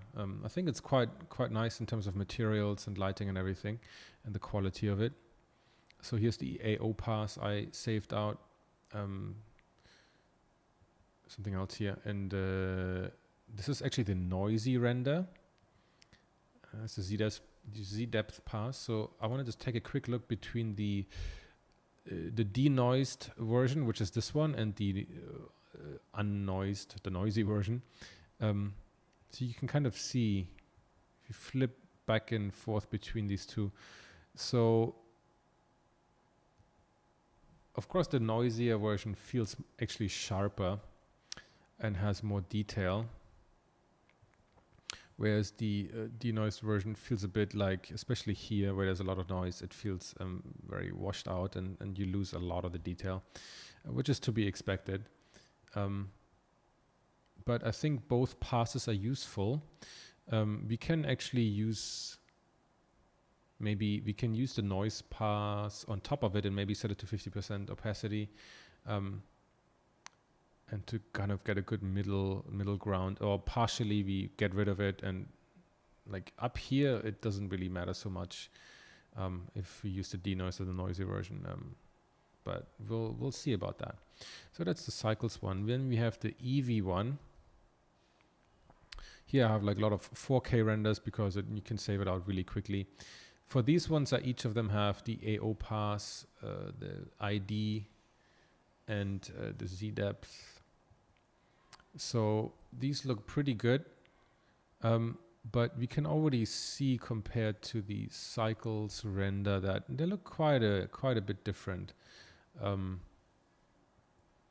Has quite a different look to it, just because of how they're made very differently, actually.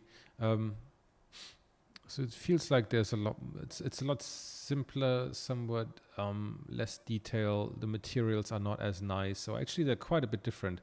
If you look at this wall here and this wall here, if you look at this here and this here, it looks quite a bit different.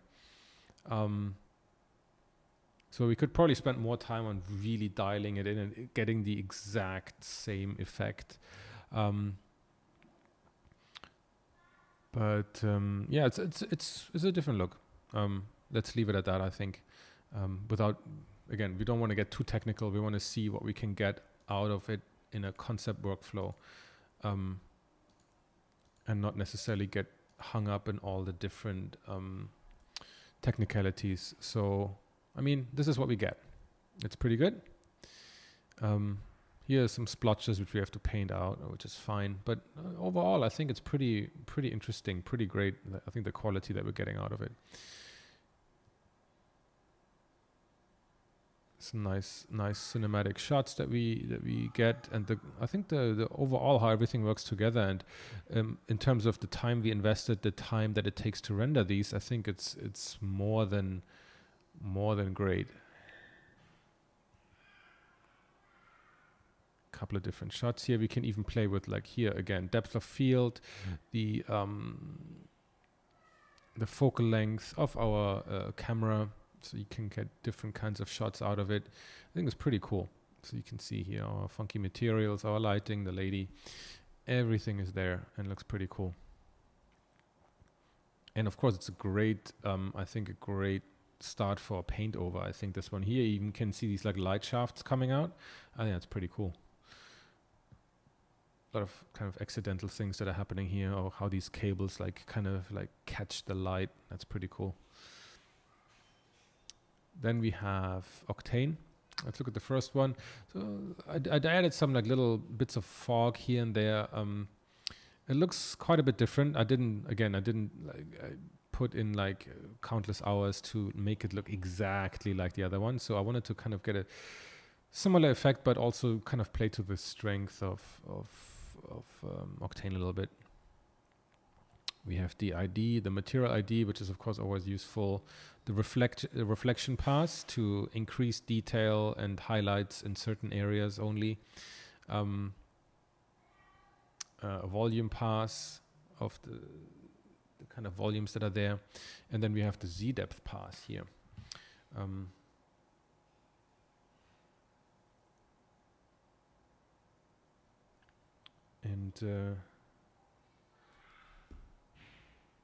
Well, looks good. You can also see that we have here the little thingies, the little orbs that I made, the little spheres to actually have the light come out. Actually, you can see here, actually, what I didn't show before is that I had actually like a really high resolution, like kind of a crazy amount of cables going everywhere around here. And I actually realized I see them quite clearly in the 4K renders. So while it really slows down the machine like drastically, because it's like 10 million polys for something you don't really see that often, at least in previs, but here you can see all these like really fine cables going in and out everywhere. Quantum computers were actually the inspiration behind this kind of design. Really cool stuff. You should check it out. So yeah, where were we? Yeah, Octane. So these are the passes that I saved out. Let's have a look at the different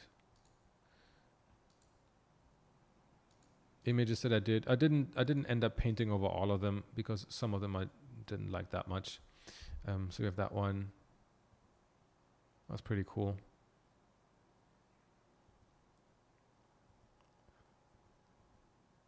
Like if I had to compare them, it feels like often that like images out of Cycles or Octane, they feel more like a raw image from like a camera, from a DSLR kind of camera that you can push and pull a lot. Whereas like sometimes the Eevee images feel more like a JPEG. It feels like you can't push them as much. And yeah, okay. So we have all of these kind of guys here, and let's have a look into Photoshop and all these images, what I did with them, and how they behave, how we can, if you can see the difference even after a paint over. So we have all the files here. Actually, one I forgot was the Blender Octane version. So I kind of got it to the same place as before, I would say. So that's kind of how it looks.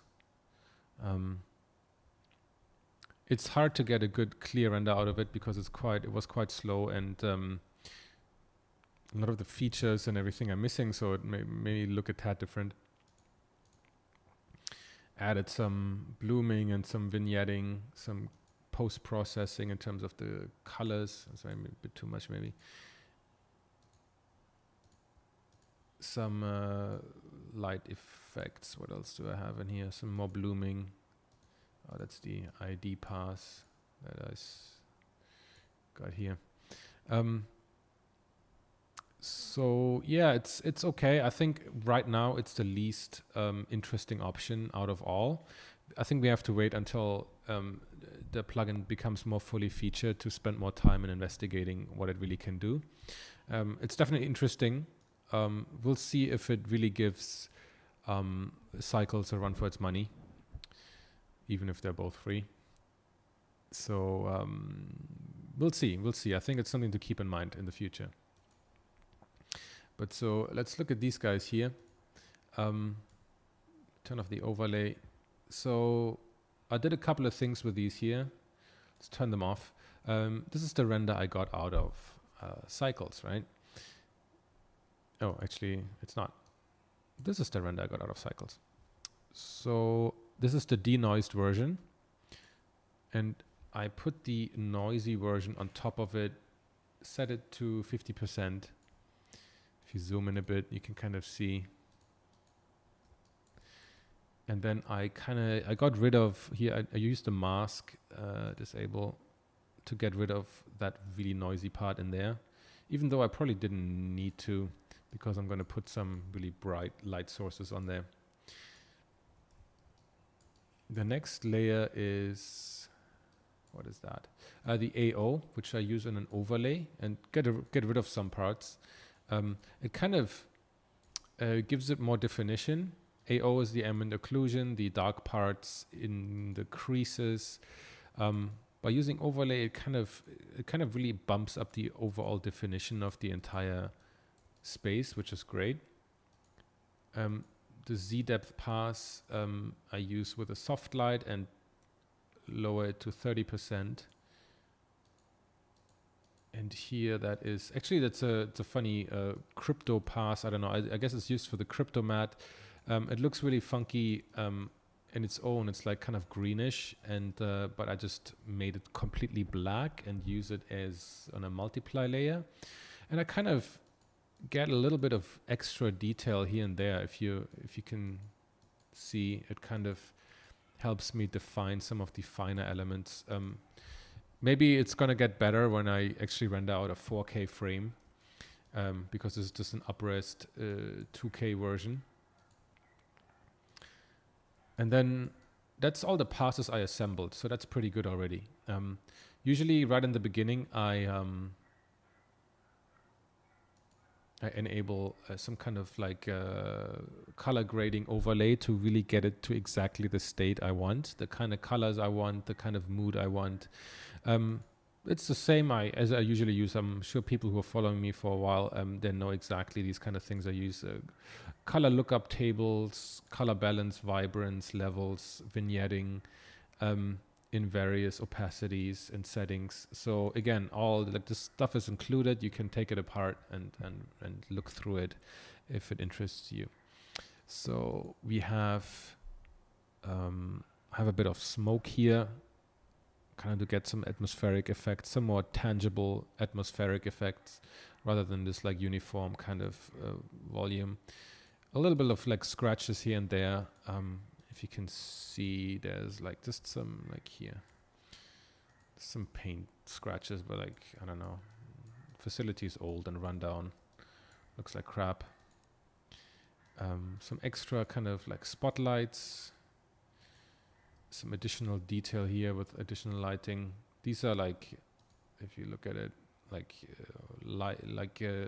images with lights on them. They're included. You can have the image itself, and you can see how I used it here. I should probably set it back to screen. Here's some additional fog that's in the general area.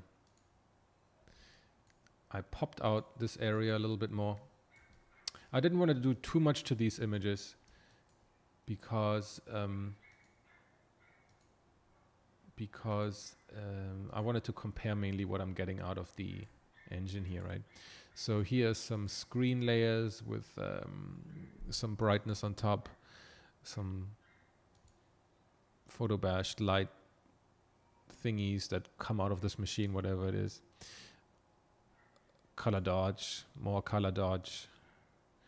more screen layers to make it really bright, and again to really have the light source here. And then I have a couple of like just flares, good old J.J. Abrams flares to just push it.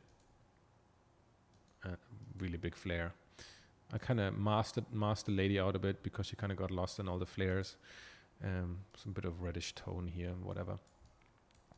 So yeah, that's kind of the master file actually I took, and I applied these kind of similar effects on all the other ones. I was quite happy actually with this frame that I got out of Cycles, and I think I can say that out of all the ones, I think this is my favorite actually in terms of the look. I probably want to do like a more high-res version of it, and I'd wish that Cycles could render a bit faster, but it's a pretty good result, I think. And let's keep in mind, this is like all the software that was used for this one. Okay, Photoshop not included, is free, so that's pretty damn amazing. Here we have the same shot actually. This is the same shot, exact same shot, just in Eevee.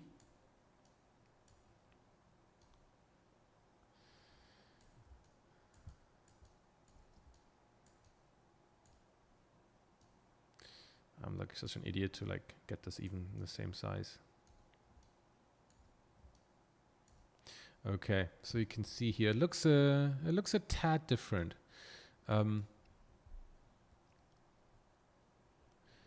It feels like the materials are a bit less well defined. It feels it lacks a bit of definition. It feels like I'm reaching the limits of how far I can push this image quite a bit too soon. I like to push it in a photographic way quite a bit to like to overexpose and underexpose certain areas. I think if you paint over it more heavily, it doesn't matter. I think you don't have to worry about it too much. But if you want to get more out of the 3D itself, then I think it might not always be enough. That's why I think the combination of, this looks pretty good though. I mean, so this is the 4K version, and this is the 2K upres version, right? So it's maybe not a fair comparison. Maybe the upres 2, the 4K Cycles would be even better. It should be better. But I think overall it's pretty interesting results. So I think the case for like what is a good workflow, I think is you can use Eevee as a previous kind of tool, and even provide a lot of like renders and little animations for the client, like supportive renders and everything, because you can, by the time I do one render in Cycles, I can do like 50 in Eevee, right? So let's keep that in mind, right? That's what makes Eevee so powerful, right? And but in terms of the quality and definition, I think Cycles is still a bit above that, quite a bit above that. So delivering this as a base for like a final painting, a final render, I think is great, because you don't really have any extra work involved in redoing the shaders or anything, because you can just kind of use it like almost out of the box. But this is where, of course, the Octane comes in then as well. So I did a couple of more shots here in Eevee, right? We can quickly look through them, but I applied the same kind of filters, the same kind of post-processing. Of course, over this one I had to like paint over a little bit. It's just like some scratches here in Photoshop. But I have the same like AO, the same Z depth pass again and again. So these all follow the same kind of workflow, right? Add a bit of that fog there.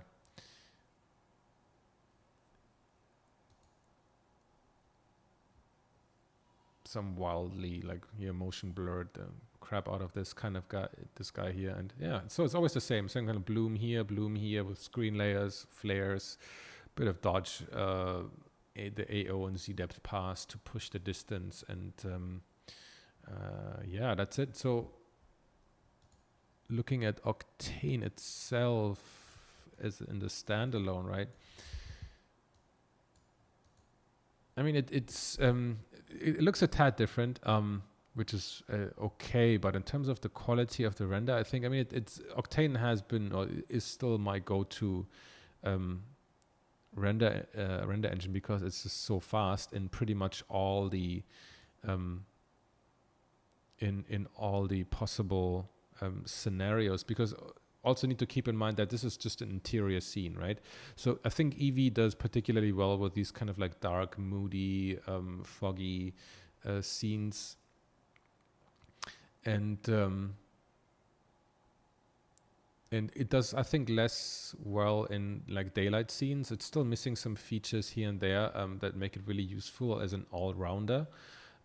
It looks good when you can hide things. That hides kind of the game engine look that it often has. So we need to find a way to hide that, and it works better in dark scenes than it does in daylight scenes, I think. But of course, Octane is then more a comparison to Cycles, I think, actually. And well, it's a video for another day. And again, I said before, this is very non-technical. This is just based on this image, my workflow, like I think a fairly typical kind of like sci-fi interior concept art kind of thing. So I think it was nevertheless interesting to see how these different engines behave and how they can fit into your workflow. And I hope it helped a bit to see the differences in each and how they come out. And I feel like I like the graininess, the partial graininess of Octane a bit more than the graininess of Cycles, if you can say that. I don't think there's necessarily a clear winner here. Neither should there be, I think. You can... it would be weird if there's a clear winner that would mean like, oh, you should all use this render engine. But I think in the end, it really comes down to your design, your idea, and your skills in executing an image, and I guess less so in the render engine, the program you use, right? I hope that's still abundantly clear, right? Because you can get great results, I think, with all of these, especially in the concept workflow where it doesn't matter as much what the final render necessarily looks like, because we can still paint over it, and for most people it's still the delivery is a 2D image, right? I mean, I think if you're like a 3D artist and you have to deliver final like beautiful frames for ArcViz or that kind of stuff, then I think Eevee might not be quite there yet. But if you supply like animations or stuff or walkthroughs for like interior scenes, and you for some reason you don't like Unreal or whatever, then I think Eevee is an interesting alternative. But all like maybe somebody else can do a more in-depth comparison, looking at all sorts of different scenarios, because again, this was just a very subjective comparison based on one interior, and based on my workflow and what I like to do and how I do things. And I think nevertheless it was really interesting, and I hope you got something out of it. So I have still prepared a little bit of a breakdown of what I think the pros and cons are for each. So let's have a quick look at that. just made a few slides here and just quickly go through some final thoughts on this. Yeah, so again, there's no clear winner, but so what I thought in my findings, or what I personally feel, is that, I mean, Blender Eevee is great, right? So the pro is it's free. It's like real time. It's quite fantastic. It really changes, I think, how you approach certain design choices. You can apply your materials in real time and continue to work on things and really make it the way you really wanted it to be. It has native lights, of course, which is great, which we can't say about every render engine out here. It's built right into the viewport, so there's really like no barrier. There's no like extra like render button thing that you have to wait for. It's just like you click on it, it's right there. It's yeah, like I said, it's great for dark, foggy scenes where you can hide a lot of things and where you can really push the cinematic look of your images. It's quite flexible. I think you can add lots of the shader network. The nodal interface is really a huge step forward, and anybody should really learn how to use it. All these different weird procedural elements you can build. It has a lot of features in its real-time viewport, and all the reflections, subsurface scattering, and volumetrics, and all this kind of stuff is really, really cool, I think. Blender Eevee has a lot going for it, right? The not so good thing is that it has that game engine look, which might not be preferable, and unless you paint over it a lot, I think is not so nice. Like I said before, kind of like we're comparing it to like raw images for other render engines where you have a lot of opportunities to push and pull it. This one feels more like a JPEG kind of thing, which is gonna be like most people, I think, shoot JPEGs, and it's in that same vein. It's like okay for most people, right? But I think for that final, if you have a very 3D heavy workflow, then and final delivery, then it might not be the way to go all the times, right? So in that sense, it's maybe more better as a previous kind of thing, or like showing early sketches, early iterations, taking quick screenshot and like paint over it really quickly, right? It's great for that. There's a couple of features that are missing, like HDRI shadow. HDRIs generate no shadows, as far as I know, which is a big deal for outdoor kind of stuff. There's limited passes available, like compared to something like Octane, right? You cannot get just the sheer amount of passes like very easily out of it. And you're limited to the GPU that drives the display.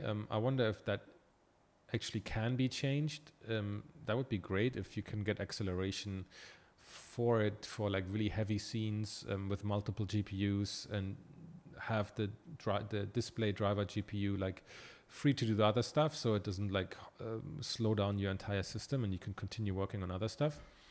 That would be great. Blender Cycles is, of course, free. It's really beneficial that it uses the same shader setup as Eevee.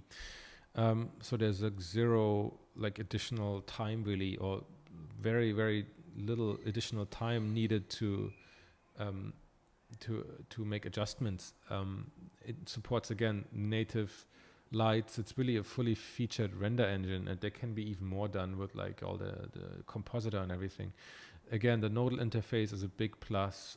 We have many denoise options now, like we saw the internal one that is built in right now, the optics add-on, or also the open image denoiser in 2.81. Those should be great. We can use multiple GPUs with Blender Cycles, which is great. On the contrary, and which cannot be overstated, is that I think it feels slower in the viewport performance and also the render times compared to Octane, and of course that is a big thing in a concept workflow where it's really about time and iterating fast. So we have to keep that in mind, right? And of course, I mean, I say it's free, but really, it's not free if you really invest in a GPU heavy workflow. You need a lot of the more GPUs, the merrier, and then you need a new computer and this and that, and it does become expensive very fast, I think. If you have like 2080 Ti's or whatever, and that kind of stuff. The same is of course true for Octane. So it's not as free as you think it is, I guess, just because you don't pay for that software. So Blender Octane, the plugin, it's free, right? It's great. You get that great Octane feel, the great Octane quality. You leverage on the nodal interface. There's no learning curve for Octane users. I think you just write there. Everything is the same. Whether you come from the standalone or a different Octane plugin, it's just immediately familiar to everyone that have used Octane before. The cons is that it's fairly slow compared to the standalone or whatever. Like maybe due to the server, or maybe it's an experimental version. It feels very, very slow, even on the latest hardware.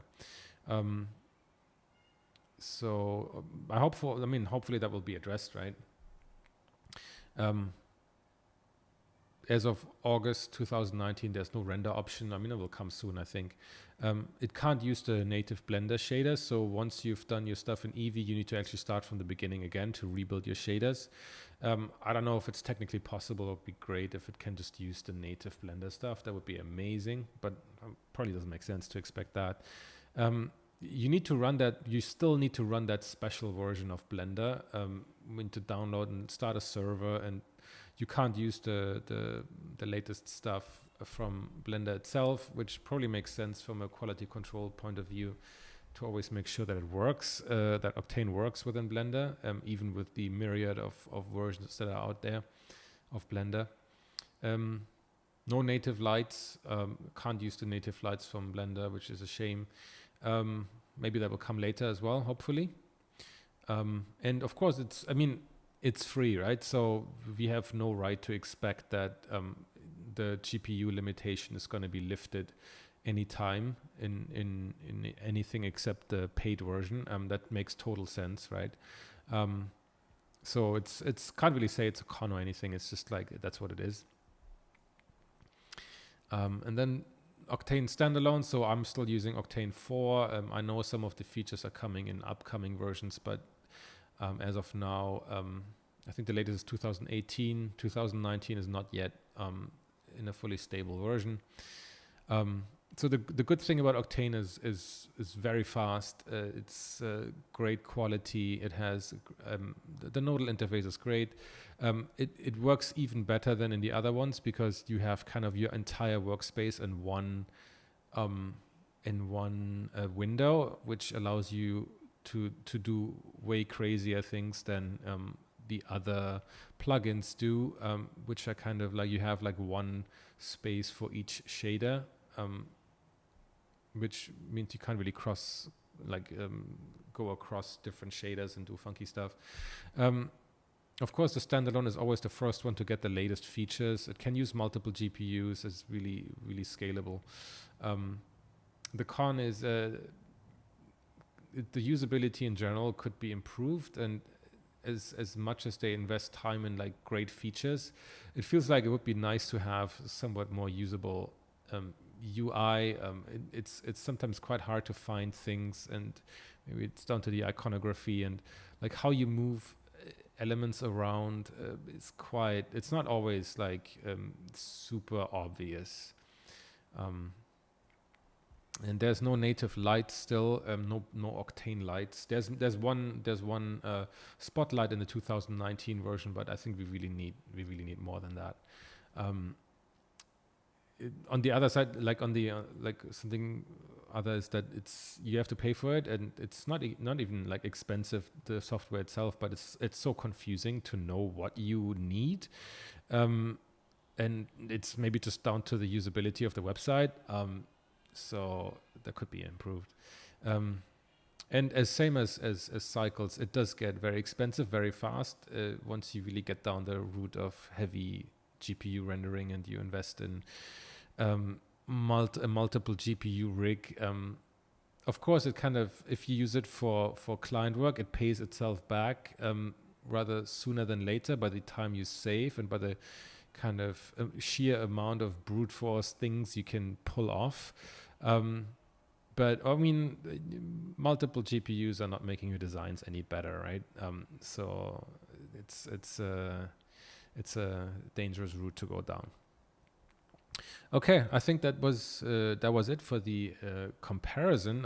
I hope you enjoyed this, and hopefully it helps you to see how each of these or which of these render engines can fit into your workflow. If you want to try out something new, maybe you're coming from Octane and you want to give Cycles a chance, or the other way around. Or you completely outside any of them and you just wondering like which of these makes sense, and or if these free options that are around are really worth your time looking into, which I totally think they are. So yeah, I hope this was useful. Hope you enjoyed it, and see you in the next one.